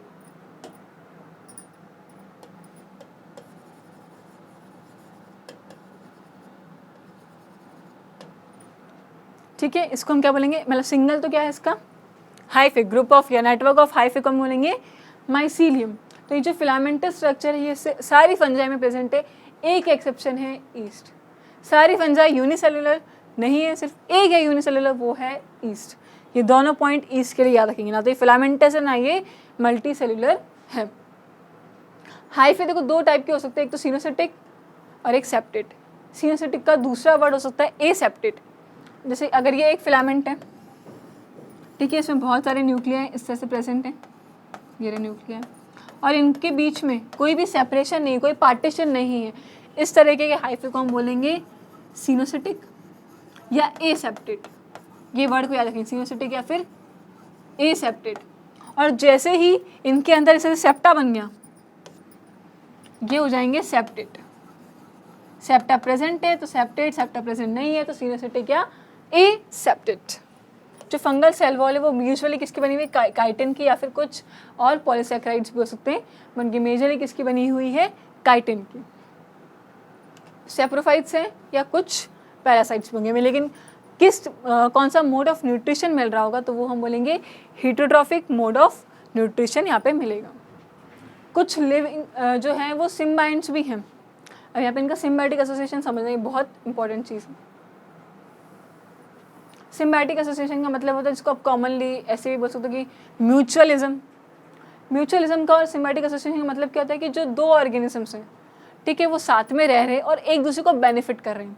अब यहाँ पे बेनिफिट मिल कैसे रहा है, लाइकेन किसका एसोसिएशन होता है, लाइकेन एसोसिएशन फंगजाई प्लस एल्गी का। इसको याद रखोगे फल से, FAL, फल से याद रख लो। फंजाई और एल्गी ये साथ में रह रहे हैं, इस एसोसिएशन को बोल के जा रहे हैं लाइकेन, और इसको याद रखोगे फल से। अब इसका बेनिफिट क्या है, देखो एल्गी है ऑटोट्रॉफिक, तो ये क्या बनाएगी, फूड बनाएगी। एल्गी फूड प्रिपेयर करेगी और फंजाई को दे देगी। तो फंजाई का क्या काम है यहाँ पे, ये क्या करेंगे, जो वाटर का एब्जॉर्प्शन है, न्यूट्रिएंट्स का एब्जॉर्प्शन है, इन सब में हेल्प करके जाएंगे एल्गी को। इस ऐसे ही दोनों एक दूसरे को बेनिफिट दे रहे हैं। एक ये एल्गी मान के चलो, ये फंजाई, एल्गी फंजाई को खाना दे रही है, फंजाई एल्गी को वाटर एंड न्यूट्रिएंट सप्लाई कर रहा है। इस ऐसे इनके बीच में कौन सा रिलेशनशिप चल रहा है, तो आप बोलोगे यहाँ पे चल रहा है लाइकेन या सिम्बायोटिक एसोसिएशन। एक सेकेंड टाइप का एसोसिएशन होता है जो किसको हम कहते हैं माइकोराइजा। माइकोराइजा में आपके पास है फंजाई और रूट्स ऑफ हायर प्लांट्स। यहाँ पे भी सेम चीज़, जो फंजाई होती है वो हायर प्लांट्स से क्या करेगी, ये हीटोट्रॉफ है ना, तो यहाँ से तो क्या ले रही है, अपना फूड ले रही है, न्यूट्रिशन ले रही है, और बदले में इनको भी क्या देगी, water supply, nutrient supply. Fungi है तो कुछ हद तक जो पैथोजेनिक अटैक है उससे भी बचाती है, क्योंकि आपको पता है ना बहुत सारी फंजाई से एंटीबायोटिक्स बनते हैं जो बैक्टीरिया को किल कर सकते हैं। तो ये बहुत सारे जो पैथोजेंस हैं, बैक्टीरिया उसको किल कर देंगे। तो इस तरह से दो टाइप का एसोसिएशन आपको मिलेगा, लाइकेन एंड माइकोराइजा। आ रही बात समझ में, ये था आपका किंगडम फंजाई का। अब इसमें मेजर आता है रिप्रोडक्शन इन फंजाई। पर हमने मोनेरा पढ़ा था, उसकी कैरेक्टरिस्टिक्स पढ़े थे, फिर रिप्रोडक्शन इन बैक्टीरिया पढ़ लिया। अब ऐसे फंजाई, उसकी कैरेक्टरिस्टिक्स, उसका रिप्रोडक्शन, आखिर रिप्रोडक्शन हो कैसे रहा है फंजाई के अंदर। देखो वेजिटेटिव प्रोपगेशन तो बाय फ्रेगमेंटेशन, इस तरह से ये एक इसका हाइफे है, ये फ्रेगमेंट टूटा, यहाँ से दो सेपरेट हाइफे और वो बन गए। इस तरह से यहाँ पे भी वापस कर दो, इस तरह से न्यू फंजाई का फॉर्मेशन फ्रेगमेंटेशन से हो गया। बेसिक फिजन वापस से वही बैक्टीरिया की तरह, बाइनरी फिजन की तरह, इस तरह से फिजन हो गया। सॉरी, फिजन के लिए बेसिक एग्जांपल आप क्या दोगे, ईस्ट का। ईस्ट में तो बडिंग भी बना देंगे हम, ईस्ट में क्या बना देंगे, बडिंग बना देंगे। इस तरह से हमने बाइनरी फिजन करा दिया, दो डॉटर ऐसे हाइफे और माइसीलियम। अब आगे आगे ग्रोथ करेंगे, माइसीलियम बना लेंगे, नेटवर्क बना लेंगे। ईस्ट के अंदर हमें पता ही है, इस तरह से न्यूक्लियस डिवाइड करेगा, बर्ड का फॉर्मेशन होगा, ये न्यूक्लियस इधर मूव कर जाएगा इस तरह से। फिर उसके बाद और एक और बर्ड बनेगी, इस तरह से ईस्ट में हमें पता है कि बर्डिंग हो जाती है। तो फ्रेगमेंटेशन, बाइनरी फिजन एंड बर्डिंग, ये तीनों चीज़ें होंगी। एसेक्सुअल रिप्रोडक्शन होगा। अब देखो इसमें बहुत सारे टाइप के स्पोर्स बनते हैं, ठीक है। एसेक्सुअल रिप्रोडक्शन जो हो रहा है वो कॉनिडिया, स्पोरेंजियोस्पोर्स और एंड जूस्पोर्स, ठीक है। कॉनिडिया में जो है ये एक्सोजिनसली स्पोर्स का फॉर्मेशन होगा, ये इस तरह से हाइफे है, यहाँ पे स्पोर्स का फॉर्मेशन एक्सोजिनस है, दिस इज व्हाट कॉनिडिया, ठीक है। फिर हमारे पास आ जाएंगे जूस्पोर्स, ठीक है। जूस्पोर्स और एप्लेनोस्पोर्स। जूस्पोर्स है कि मोटाइल स्पोर्स है, इनमें फ्लैचेला प्रेजेंट होगा। एप्लेनोस्पोर्स होंगे जिनमें फ्लैचेला प्रेजेंट नहीं होता, ये इसमें हमारे पास टाइप्स होते हैं, जूस्पोर्स एंड एप्लेनोस्पोर्स। एक हो गए, एक है मोटाइल, ये मोटाइल है, ये नॉन मोटाइल है, ठीक है। इसके बाद आते हैं oospores, एस्कोस्पोर्स, बेसिडियोस्पोर्स। इससे पहले समझना यहाँ पे आइसोगेमी और एनाइसोगेमी नहीं देखो, ठीक है। oospores, यहाँ पे 3 टाइप के स्पोर्स आपको मिलेंगे, oospores,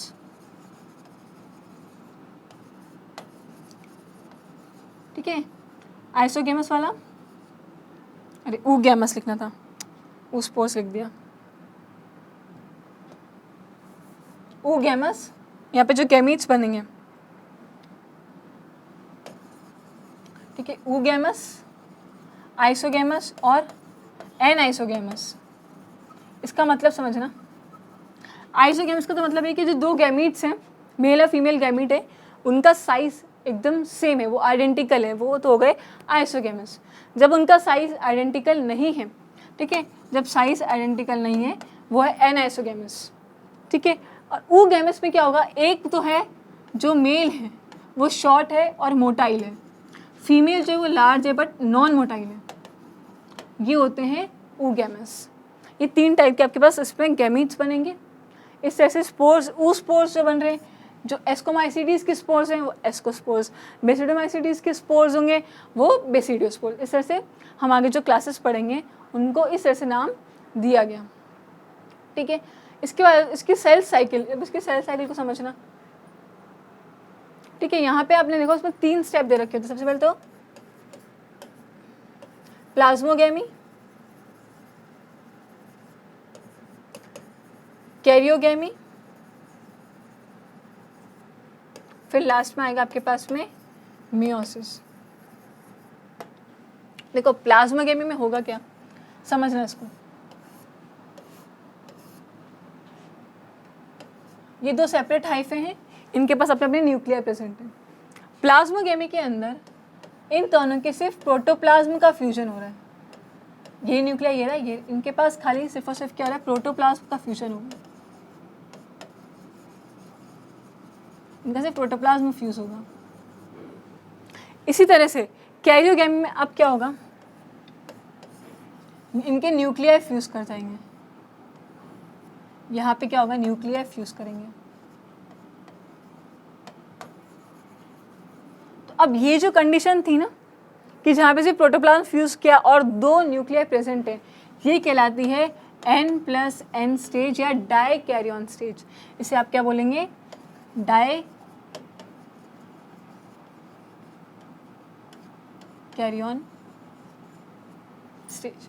अब जब ये दोनों के न्यूक्लियर फ्यूज कर गए, फ्यूज करने के बाद अब हमें पता क्या होगा, यहाँ पे रिडक्शन डिवीजन या आपका मियोसिस, और मियोसिस होगा, रिडक्शन डिवीजन होगा, यहाँ पे ये क्या बनाएंगे, स्पोर्स, स्पोर का फॉर्मेशन करके जाएंगे। ये किसका सेल साइकिल है, ये सेक्सुअल साइकिल है फंजाई का। किसका है, रिप्रोडक्टिव साइकिल है, सेक्सुअल रिप्रोडक्शन का जो साइकिल है वो है फंजाई के अंदर। हाइफे फ्यूज किए, पहले इन क्या क्या कंडीशन है कि प्रोटोप्लाज्म खाली फ्यूज करेगा, फिर न्यूक्लियर फ्यूज करेंगे, मियोसिस होगा, हैप्लॉइड स्पोर्स का फॉर्मेशन यहाँ पे होगा। आ गई बात समझ में।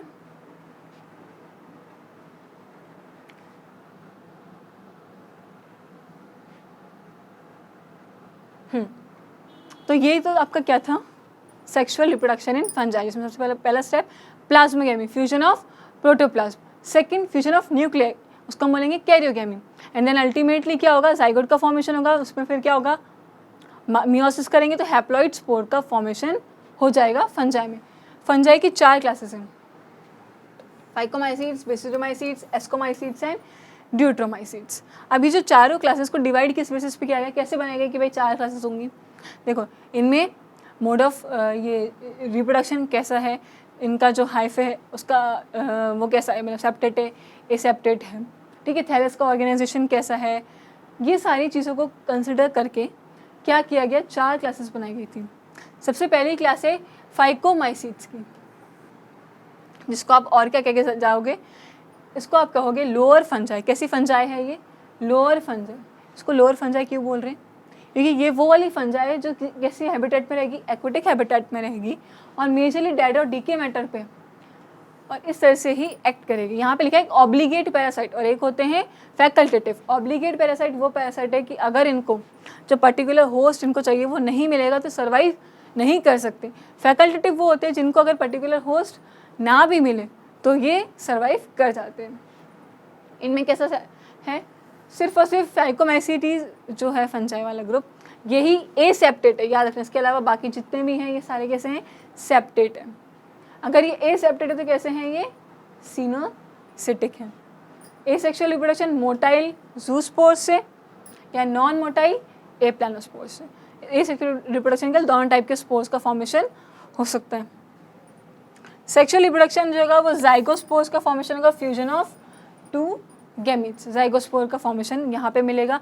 क्वेश्चन आता है कि जाइगोस्पोर्स किस क्लास में बनते हैं, आपका आंसर जाएगा फाइकोमाइसीड्स, ठीक है, कि किस में बनेगा, तो हमारा आंसर आएगा फाइकोमाइसीड्स। इनमें आइसोगैमस होगा, सिमिलर मॉर्फोलॉजिकल, मतलब बने ना जो आइडेंटिकल, इनका साइज सेम है, आइडेंटिकल है, वो आइसोगैमस गैमीट्स जो बनेंगे, ठीक है, जिसमें एनाइसोगैमस वो वाले जिसमें साइज आइडेंटिकल नहीं है और ऊगैमस वाले इसमें एक छोटा है और एक बड़ा है, मतलब जो मेल है वो स्मॉल है और मोटाइल है, उसमें फ्लैजेला प्रेजेंट है। फीमेल है वो लार्जर है लेकिन उसके पास फ्लैजेला प्रेजेंट नहीं है, ऊगैमस। फाइकोमाइसीड्स जिसमें जो एग्जाम्पल है वो है म्यूकर, राइसोपस, ब्रेड मोल्ड, ठीक है, एल्ब्यूगो, पैरासिटिक फंजाई, मस्टर्ड। तो ये एग्जाम्पल्स हमें याद रखने हैं। कौन कौन से, म्यूकर, राइसोपस और एल्ब्यूगो। MRI होता है ना, तो हम उसको याद रखेंगे यहाँ पे MRA से, MRI की जगह MRA, म्यूकर, राइसोपस एंड एल्ब्यूगो। ये था आपका लोअर फंजाई फाइकोमाइसीड्स। नेक्स्ट देखो, नेक्स्ट हमारे पास में एस्कोमाइसीड्स या जिसको हम बोलते हैं सेक फंजाई, ठीक है। अब जो इसको जो सेक, ये देखो यहाँ पे जो सारे नाम है ना, ये सेक फंजाई, इसके यहाँ पे ये जो स्ट्रक्चर दिख रहा है सेक लाइक स्ट्रक्चर, इसके ऊपर स्पोर्स प्रेजेंट है। ये जो देखो जो जिस स्ट्रक्चर पे स्पोर्स प्रेजेंट है उसका स्ट्रक्चर कैसा है, इसके बेसिस पे नाम दिया गया है। यहाँ पे ये इस तरह का स्ट्रक्चर, इसको सेक फंजाई कह दिया है। आ रही बात समझ में। सेक फंजाई में देखो आपको सारे स्पोर्स दिख रहे हैं, बाहर दिख रहे हैं सबको, ये एक्सोजीनस स्पोर्स दिखाई दे रहे हैं। ये कैसे स्पोर्स है, एक्सोजीनस, बाहर बन रहे हैं, ये रहे हाइफे, तो ये रहा, ये बाहर बन रहे हैं।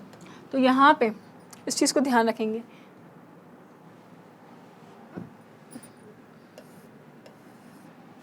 ईस्ट का साइंटिफिक नेम क्या होता है, सैक्रोमाइसिस सेरेविसिम।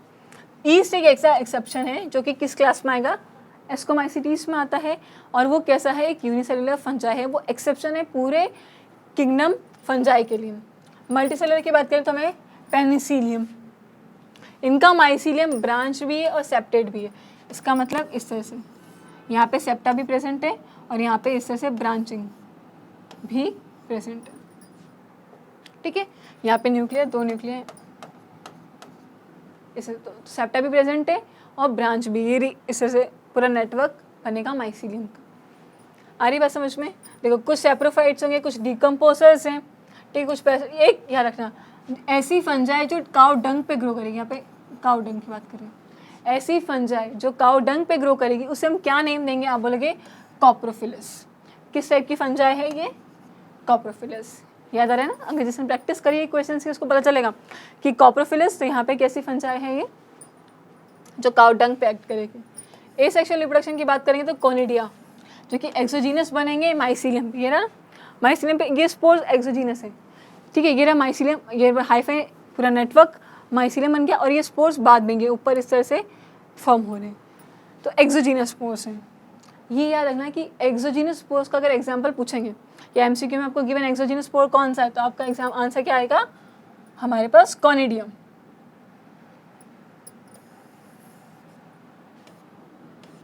देखो ये है कौन सा फाइलम, एस्कोमाइसिटीज। तो ये बनाएंगे कैसे स्पोर्स, उनको क्या नाम देंगे, एस्कोस्पोर्स। जहाँ पे बन रहे, जिस साइक्लिक स्ट्रक्चर में ये बन रहे, इसको क्या नाम देंगे, एस्कस या एस्काई, सिंगल या प्लूरल, ठीक है। तो एस्कस या एस्काई। जो एस्काई होते हैं वो अरेंज होते the form fruiting bodies called ascocarp. देखो ये जो आपको दिख रहा है, ये एस्कोकार्प दिख रहा है, इसके अंदर बहुत सारे ये जो एस्कस थे ये अरेंज है, ये पूरा एस्कोकार्प है, ठीक है। इसके ऊपर आपके सारे स्पोर्स का फॉर्मेशन होगा। एस्परजिलस नाइगर, ये सारे आपने पढ़ा ना, एंटीबायोटिक्स बनाने में बहुत काम आते हैं। क्लेविसेप्स हो गया, न्यूरोस्पोरा हो गया। न्यूरोस्पोरा के बारे में एक चीज़ याद रखना कि हम इसको सिर्फ बायोकेमिकल एनालिसिस ही नहीं, साथ साथ जेनेटिक्स में भी बहुत ज़्यादा यूज़ किया। जैसे मेंडल ने किसको यूज़ किया था, अब किसको, पी को यूज़ किया था, है ना, पाइसम उनको यूज़ किया था। ऐसे इन्होंने न्यूरोस्पोरा एक फंजाई को भी जेनेटिक में दूसरे साइंटिस्ट ने क्रॉस कराने के लिए यूज़ किया था, ठीक है। मेन बात, morals and truffles edible fungi हैं, इसका मतलब इनको खाया जा सकता है। किस किस को, मॉरल्स एंड ट्रफल्स को। यहाँ से इस चीज़ को भूलेंगे नहीं, ये बहुत इंपॉर्टेंट फोकस करने वाला पॉइंट है, ठीक है। मॉरल्स एंड ट्रफल्स जो है ये एडिबल फंजाई है। अब आ जाओ नेक्स्ट, बेसिडियोमाइसीट्स पे। कैसी हैं ये बेसिडियोमाइसीट्स जो हैं, इसमें बेसिक जो आपको स्ट्रक्चर दिख भी रहा है इस तरह से, सब पहचान जाओगे इसको देखते ही। कौन है ये, क्या बनाया है ये मैंने, मशरूम। इसका scientific name Agaricus.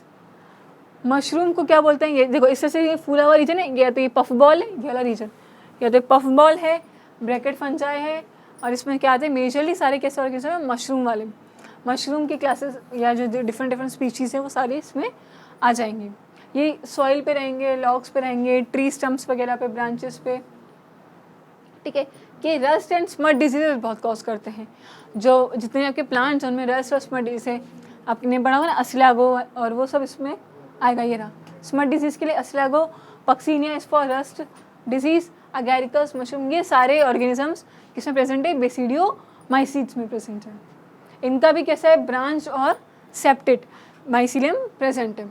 Asexual spores यहाँ पे asexual are generally not found, usually इसमें एसेक्सुअल स्पोर्स नहीं मिल रहे, बट जो वेजिटेटिव प्रोपोगेशन है वो फ्रेगमेंटेशन से, सारे फंजाई में प्रोमिनेंटली एक टाइप का जो वेजिटेटिव प्रोपोगेशन मिल रहा है वो है आपके पास फ्रेगमेंटेशन। ये बहुत मेजर है। और बर्डिंग सबसे ज़्यादा मिलता है ईस्ट के अंदर, ठीक है। इनमें सेक्स ऑर्गन्स एब्सेंट है, but plasmogamy occurs by fusion of two. देखो यहाँ पे सेक्सुअल ऑर्गन्स जो है वो नहीं प्रेजेंट है, लेकिन वापस से वही वाला केस, दो हाइफे हैं, इनके न्यूक्लियर ये आपस में फ्यूज़ करेंगे, प्लाज्मोगेमी हो जाएगी। इसके बाद में एक स्टेज बनेगी N+N डाइकैरियन स्टेज बनेगी, जिसमें ये इनमें क्या प्रेजेंट है, यहाँ पे आपके पास प्रेजेंट है N+N स्टेज, दो न्यूक्लियर प्रेजेंट है, N+N स्टेज प्रेजेंट है, this is what the dikaryon stage. अब जब ये न्यूक्लियस फ्यूज करके, ये है कैरियोगेमी, अब ये न्यूक्लियर फ्यूज करके क्या करके जा रहे हैं, जाइगोट का फॉर्मेशन करेंगे, मियोसिस होगा, अल्टीमेटली स्पोर का फॉर्मेशन होगा, ठीक है। ये है आपके पास उसके कैरियोगेमी, मियोसिस के बाद आपके पास क्या बनेंगे, बेसिडियो स्पोर्स। जो हैप्लॉइड स्पोर्स बनेंगे वो है कौन से, बेसिडियो स्पोर्स।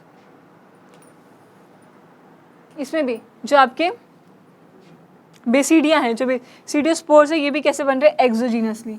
ये भी एंडोजीनस नहीं है, एक्सोजीनस है, ठीक है। मतलब बाहर बन रहे हैं, आपके माइसिलियम के बाहर बनेंगे। ये जिसमें प्रेजेंट है वो कहाँ पे है, इसमें जो स्ट्रक्चर है जिस पे प्रेजेंट है वो क्या है, बेसिडियो कार्प प्रेजेंट है।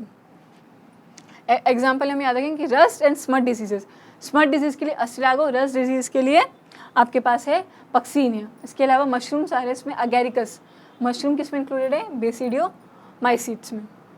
ड्यूट्रोमाइसीट्स की अगर हम बात करेंगे तो ये कैसी फंजाई है, ये है इम्परफेक्ट फंजाई, ठीक है, जिसमें एसेक्सुअल और वेजिटेटिव फेज जो है वो नोन नहीं है। कैसे कैसा फेज नोन नहीं है, यहाँ पे सेक्सुअल रिप्रोडक्शन जो है वो नोन नहीं है। कौन नोन है, एसेक्सुअल है और वेजिटेटिव है, लेकिन सेक्सुअल मोड ऑफ रिप्रोडक्शन नहीं मिलता। किस में नहीं मिलता? ड्यूट्रोमाइसीट्स में नहीं, इसलिए इनको नाम दिया गया है इम्परफेक्ट फंजाई। क्या नेम दिया गया? इम्परफेक्ट फंजाई, क्योंकि यहाँ पे ये प्रेजेंट नहीं है। एसेक्सुअल स्पोर्स है कॉनिडिया, वापस ये कैसे किस टाइप के स्पोर्स हैं? एक्सोजीनस। ठीक है, माइसिलियम सेप्टेट है, ब्रांच है, ये या तो सेप्रोफाइट्स होंगे, डेड एंड डीके मैटर पे एक्ट करेंगे, या फिर अगर लिविंग ऑर्गेनिज्म से न्यूट्रिशन डिराइव करेंगे तो पैरासाइट्स। ये डिकम्पोजर्स भी हैं, वहाँ से litre and help in mineral cycling, ये पॉइंट याद रखेंगे। इकोनॉमिक इंपॉर्टेंस क्या है कि या तो मिनरल साइकिलिंग या न्यूट्रिएंट साइकिलिंग में हेल्प करेंगे, ये लिटर को और उसको डेड एंड डीके मैटर को जो है वो डिकम्पोज करने में हेल्प करेंगे।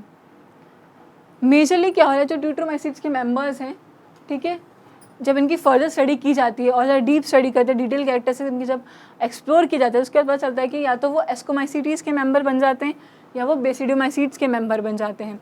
तो इस जो क्लास है ड्यूट्रोमाइसीट्स के ऑर्गेनिज्म को फर्दर स्टडी के बाद में एस्कोमाइसीटीज़ या बेसिडोमाइसीट में ट्रांसफर या प्लेस कर दिया जाता है। इसके एग्जाम्पल आपके पास ऑल्टरनेरिया, कॉलेट्राइकम एंड ट्राइकोडर्मा, ये 3 इसके मेजर एग्जाम्पल्स हैं। ठीक है, नेक्स्ट देखते हैं।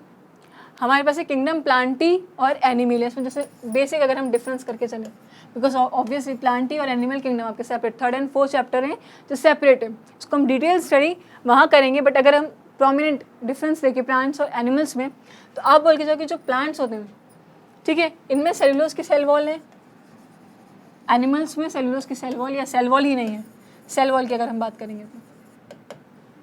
ठीक है, न्यूट्रिशन की अगर आप बात करोगे बेसिक, ठीक है, तो यहाँ पे कैसा है? ऑटोट्रॉफिक, और यहाँ पे आपके पास मिलेगा मेजरली हीटोट्रॉफिक। एक्सेप्शन कैसे कि कुछ हमारे पास ऑटोट्रॉफ के अलावा कुछ जैसे हमारे पास इंसेक्टिवोरस प्लांट्स हैं, ठीक है, कुछ पैरासिटिक प्लांट्स जैसे कस्क्यूटा, कुछ प्लांट्स पैरासिटिक है जैसे कि कस्क्यूटा, ठीक है, कुछ इंसेक्टिवोरस जैसे अपने पास वीनस फ्लाई ट्रैप। इससे से हमारे पास ऑर्गेनिज्म में सेल वॉल हो गया, न्यूट्रिशन में डिफरेंस आ गया। ठीक है, फिर हम अगर इनकी मूवमेंट या मोटिलिटी की बात करेंगे तो हमें पता है कि जो प्लांट्स हैं ये मूवमेंट शो करेंगे, रिस्पॉन्स स्टिमुलेट करते हैं, पर ये लोकोमोशन नहीं कर सकते, एक जगह से दूसरी जगह पे खुद डिस्प्लेस नहीं होते। लोकोमोशन करके जाएंगे, एनिमल्स करके जाएंगे। एनिमल्स मेजरली कैसे हैं हमारे पास? Multi cellular. ठीक है, यहाँ पे हमारे पास ऑर्गन्स और उसका डेवलपमेंट दिखाई, टिश्यूज दिखेंगे, यहाँ पे पास कंप्लीट ऑर्गन सिस्टम तक दिखाई देगा। आने बस इस तरह से हम इसको आगे further 3rd and 4th chapter में डील करते हैं। अब आ जाओ वायरसेस पे। कोरोना के बाद तो ऐसे ही बहुत इंपॉर्टेंट हो गया वायरसेस को पढ़ना। देखो जो वायरसेस थे, ठीक है, आपको मैं 2 टाइप के वायरसेस एक बार याद दिला देती हूँ। एक आपने इस तरह से देखा होगा,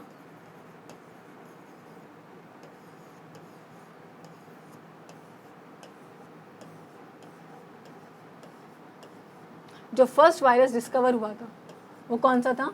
TMV, टबैको मोज़ेक वायरस। ठीक है, इसके बाद में एक ये वाला डायग्राम जिसमें प्रोटीन कोट भी होगा, यहाँ पे इसका जेनेटिक मटेरियल है, प्रोटीन कोट है, नेक, ट्रंक रीजन, ठीक है, यहाँ पे प्रोटीन कोट प्रेजेंट है, यहाँ पे जेनेटिक मटेरियल है,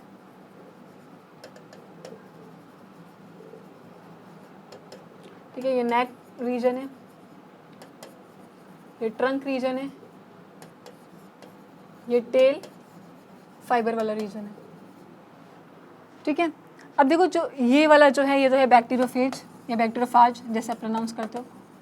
ठीक है, बैक्टीरियोफाज, फाज, ये जो फाज या फेज वर्ड का मतलब होता है वायरस, ये वायरस के लिए है। बैक्टीरियो वर्ड है, फिर बैक्टीरिया, ऐसे वायरसेस जो बैक्टीरिया पे एक्ट करेंगे, इसे आप क्या नेम देके जाओगे? बैक्टीरियोफेज या बैक्टीरियोफाज। ठीक है, ये है TMV, टबैको मोज़ेक वायरस, जो टबैको प्लांट को एक्ट कर रहा था।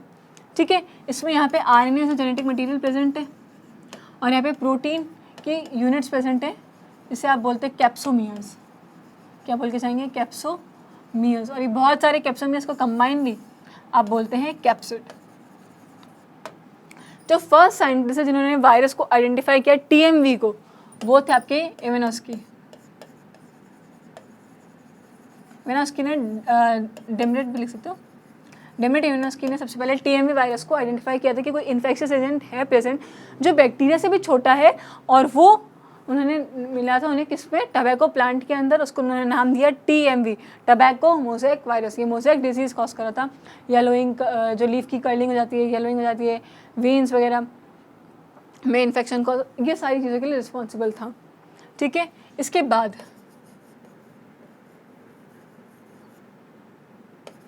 ठीक है, जो दूसरे साइड MW बीजेनरिक ने जो आए, तो चलो बेजेनिक जो आए साइंटिस्ट, इन्होंने क्या किया, इन्होंने देखा, इन्होंने एक चीज़ करी, एक इन्फेक्टेड टबैको प्लांट है, समझना ये इन्फेक्टेड टबैको प्लांट है, ये नॉर्मल प्लांट है। इन्फेक्टेड टबैको प्लांट से इन्होंने कुछ जो फ्लूइड मटेरियल है वो एक्सट्रैक्ट किया और नॉर्मल प्लांट को दे दिया, और कुछ टाइम बाद उन्होंने देखा कि जो नॉर्मल प्लांट था इसके अंदर भी जो डिजीज प्लांट वाले सिम्टम थे वो एज इट इज, अब दोनों प्लांट कैसे हो गए, डिजीज। पहले ये कैसा था, नॉर्मल था, अब कैसा हो गया, डिजीज हो गया।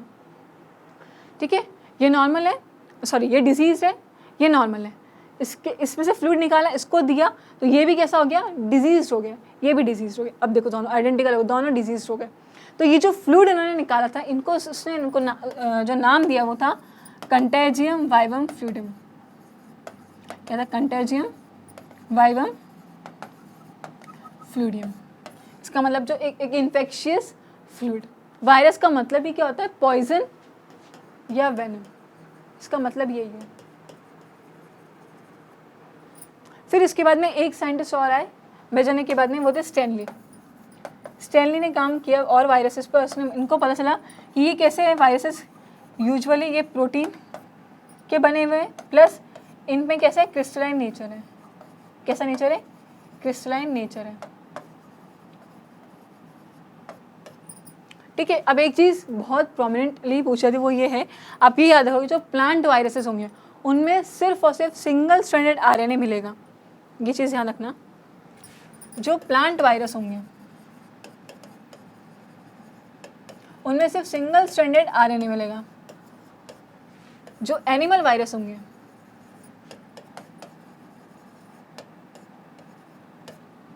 उनमें सिंगल या डबल स्ट्रैंडेड आरएनए तो मिल ही सकता है, या फिर डबल स्ट्रैंडेड डीएनए मिलेगा। यहाँ से क्वेश्चन बहुत प्रोमिनेंट है, इसको बहुत अच्छे से दिमाग में बिठा लेना कि single stranded RNA plant virus में मिलेगा, एनिमल वायरस में सिंगल या डबल स्ट्रैंडेड आरएनए तो मिल सकता है, पर डीएनए हमेशा डबल स्ट्रैंडेड ही मिलेगा। आगे बात समझ में, ये थी दो चीज़ें बहुत याद रखने वाली। हाँ, कैप्सिड कैप्सोमेर टीएमवी का स्ट्रक्चर, बैक्टीरिया। अब वायरस के बारे में बहुत बेसिक सा क्वेश्चन अगर मैं पूछूं कि वो लिविंग है या नॉन लिविंग है, आप बोलोगे ये तो पुराने साइंटिस्ट जो 6 किंगडम तक हम पहुंच गए, 6 किंगडम क्लासिफिकेशन तक हम पहुंच गए, तब हम वायरसेस को क्लासीफाई नहीं कर पाए, तो अब कैसे करेंगे। यही रीज़न था कि जितने भी किंगडम ऑफ क्लासिफिकेशन किंगडम आपने पढ़े ना, सिस्टम आपने पढ़े क्लासिफिकेशन के, किसी ने भी वायरसेस को टच ही नहीं किया, क्योंकि सबको पता है कि जब तक ये एनवायरनमेंट में है, जब तक ये होस्ट की बॉडी के अंदर नहीं है, ये नॉन लिविंग स्टेट में, जैसे इनको होस्ट मिल गया, लिविंग बॉडी मिल गई, ये लिविंग हो गए, ये रेप्लिकेशन स्टार्ट कर देंगे, अपनी कॉपीज़ बनाना स्टार्ट कर देंगे। यही रीज़न है कि चाहे वो कोपलैंड हो, चाहे विटैकर हो, चाहे कालवूस हो, किसी ने भी वायरसेस को टच नहीं किया। ये एक्सेप्शन है 5 किंगडम क्लासिफिकेशन का भी। विटैकर का ड्रॉबैक भी यही है कि उसने वायरसेस को इंक्लूड नहीं किया। ये पॉइंट सबको समझ में आया या नहीं, ये बहुत इंपॉर्टेंट चीज़ है। अब आ जाओ वायरॉइड्स, ये तो थी वायरसेस की बात। वायरसेस के बाद हम आ जाते हैं वायरॉइड्स पे, प्रायंस पे। जो वायरॉइड्स थे, ठीक है, इनको ये जो वायरॉइड्स हैं ये इससे भी छोटे हैं वायरसेस से भी, मतलब इनका अगर हम मॉलिक्यूलर, ये बने हुए हमारे पास किसके पास, आपके आरएनए के, और इनका मॉलिक्यूलर वेट उससे भी कम है। उसका रीज़न ये है कि जो वायरॉइड्स होंगे इनमें प्रोटीन कोट नहीं है। क्या प्रेजेंट नहीं है, प्रोटीन कोट प्रेजेंट नहीं है, इसलिए इनका नाम दिया गया था वायरॉइड्स, क्योंकि इनका मॉलिक्यूलर वेट किससे कम है, वायरस से भी कम है, क्योंकि प्रोटीन कोट प्रेजेंट नहीं है। ये भी बहुत सारी डिजीज़ को कॉज करके जाएंगे। फिर आपके पास आते हैं प्रायंस। प्रायंस जो है, ये समझ, इनका जो जेनेटिक मटेरियल है वो सिर्फ और सिर्फ क्या है, प्रोटीन। क्या है, प्रोटीन, और वो भी कैसा, मिसफोल्डेड प्रोटीन। देखो प्रोटीन है, पहले पॉलीपेप्टाइड चेन बनी, ठीक है, उसमें सारे इंट्रैक्शंस हुए, कोवेलेंट, डाइसल्फाइड, हाइड्रोफोबिक, वो फोल्डेड फॉर्म में आ गया। फोल्ड होने के बाद भी वो अगर मिसफोल्ड हो जाए, ऐसे प्रोटीन, या इसको बोलते हैं अमाइलॉइड स्टेज, ये प्रोटीन का है amyloid stage.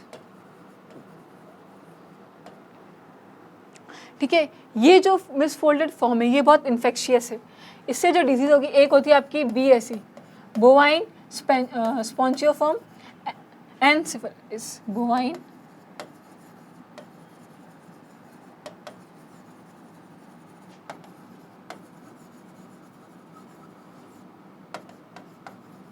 Bovine spongiform encephalitis, और दूसरी आपके पास है जैकॉब्स डिसीज़।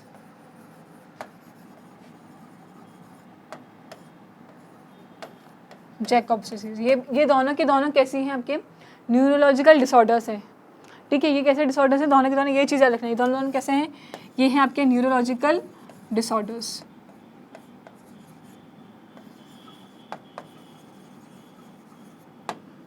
बोवाइन स्पॉन्जियोफॉर्म एनसेफेलाइटिस या फिर जैकॉब डिसीज़, ये दोनों कैसे न्यूरोलॉजिकल डिसऑर्डर्स हैं। सिर्फ प्रोटीन मिसफोल्ड हो गया, अमाइलॉइड स्टेज आ गई, और यही स्टेज इन्फेक्शियस स्टेज होती है। आ रही है बात समझ में? यही स्टेज कैसी है, इन्फेक्शियस स्टेज है। ऐसे ऑर्गेनिजम्स को हमने क्या नाम दे दिया, प्रायंस, जिसमें सिर्फ और सिर्फ प्रोटीन कैसे फॉर्म में प्रेजेंट है, मिसफोल्डेड फॉर्म में प्रेजेंट है। आप सोचो खाली प्रोटीन, एक आपके पास जो मैक्रोमोलिक्यूल है वो खाली मिसफोल्ड हो गया, उसकी वजह से इतनी डिजीजेस, न्यूरोलॉजिकल डिजीजेस कॉज हो जाती हैं। वायरॉइड्स, प्रायंस एंड लाइकेंस के बारे में जैसे मैंने अभी आपको पहले बताया भी था, फंजाई जब हम पढ़े थे कि किसका एसोसिएशन होता है, ये फंजाई का और एल्गी का। एल्गल पार्ट जो कि फोटोसिंथेसिस परफॉर्म करता है उसको आप बोलेंगे फाइकोबायंट, और जो फंगाई पार्ट है इसको बोलेंगे आप माइकोबायंट। इन्होंने के बेनिफिट भी मैंने आपको बता दिया कि सिम्बायोटिक एसोसिएशन करके रह रहे हैं। ठीक है, एल्गी है, फाइकोबायंट है, फोटोसिंथेसिस परफॉर्म कर रही है, उसका मतलब क्या हुआ, इसके पास क्लोरोफिल ए प्रेजेंट है, ये खुद का खाना खुद प्रिपेयर कर सकती है। लेकिन जो फंजाई है वो हिटोट्रॉफिक है, वो अपना खाना खुद प्रिपेयर नहीं करेंगी, वो किससे लेंगे, एल्गी से फूड लेंगे, बदले में इसको क्या देंगे, वाटर का, न्यूट्रिएंट का सप्लाई देंगे, जो पैथोजेंस है, बैक्टीरिया से, उनके अटैक से बचाएंगे। ठीक है, तो यहाँ तक आपका जो है ये वाला चीज़ भी, जो वायरॉइड्स, प्रायंस एंड लाइकेंस, ये भी एक्सेप्शन है किसके, 5 किंगडम क्लासिफिकेशन के। तो अगर आपसे कोई पूछेगा कि जो ड्रॉबैक्स हैं या जो एक्सेप्शंस है 5 किंगडम क्लासिफिकेशन के, viruses, viroids, prions and lichens, ये चारों के चारों ड्रॉबैक्स भी हैं, एक्सेप्शन भी हैं। 5 किंगडम के ही नहीं बोलेंगे, अगर आप वैसे क्वेश्चन 5 किंगडम पे आएगा, अगर उससे पहले के भी ड्रॉबैक्स देखेंगे तो वहाँ पे भी किसी भी साइंटिस्ट ने viruses, viroids, prions and lichens को क्लासीफाई नहीं किया, किसी भी ग्रुप में प्लेस नहीं किया, इनको क्लासिफिकेशन सिस्टम में कोई भी जगह नहीं दी गई थी। ठीक है, यही एक्सेप्शन था। तो यहाँ तक आपका बायोलॉजी क्लासिफिकेशन जो चैप्टर है वो कंप्लीट होता है। अब आपका नेक्स्ट काम ये होगा, आपको करने क्या है, प्रैक्टिस क्वेश्चंस करने। जितना क्वेश्चन प्रैक्टिस करोगे आपको पता चलेगा कि आपका नॉलेज जो है, जो आपने पढ़ा वो आपको कितना आ रहा है, आप उसको कितना इम्प्लाई भी कर पा रहे हो, कि आप उस नॉलेज को यूज़ भी तो करना चाहिए ना, तो यूज़ कर पा रहे हो, ये आपको पता चलेगा। तब तक के लिए इसे पूरा रिवाइज करो। ठीक है, हमने सारे क्लासिफिकेशन सिस्टम पढ़े, 3 किंगडम, मोनेरा, प्रोटिस्टा, फंजाई, हमने यही स्टडी कर लिया है। नेक्स्ट जो किंगडम आपके पास है, प्लांटियन, एनिमेलिया, ये आप फर्दर क्लासेस में, सेशंस में आप उस पर डील कर सकते हो। ठीक है, so that's all from my side and thank you so much for watching and stay tuned for further lectures.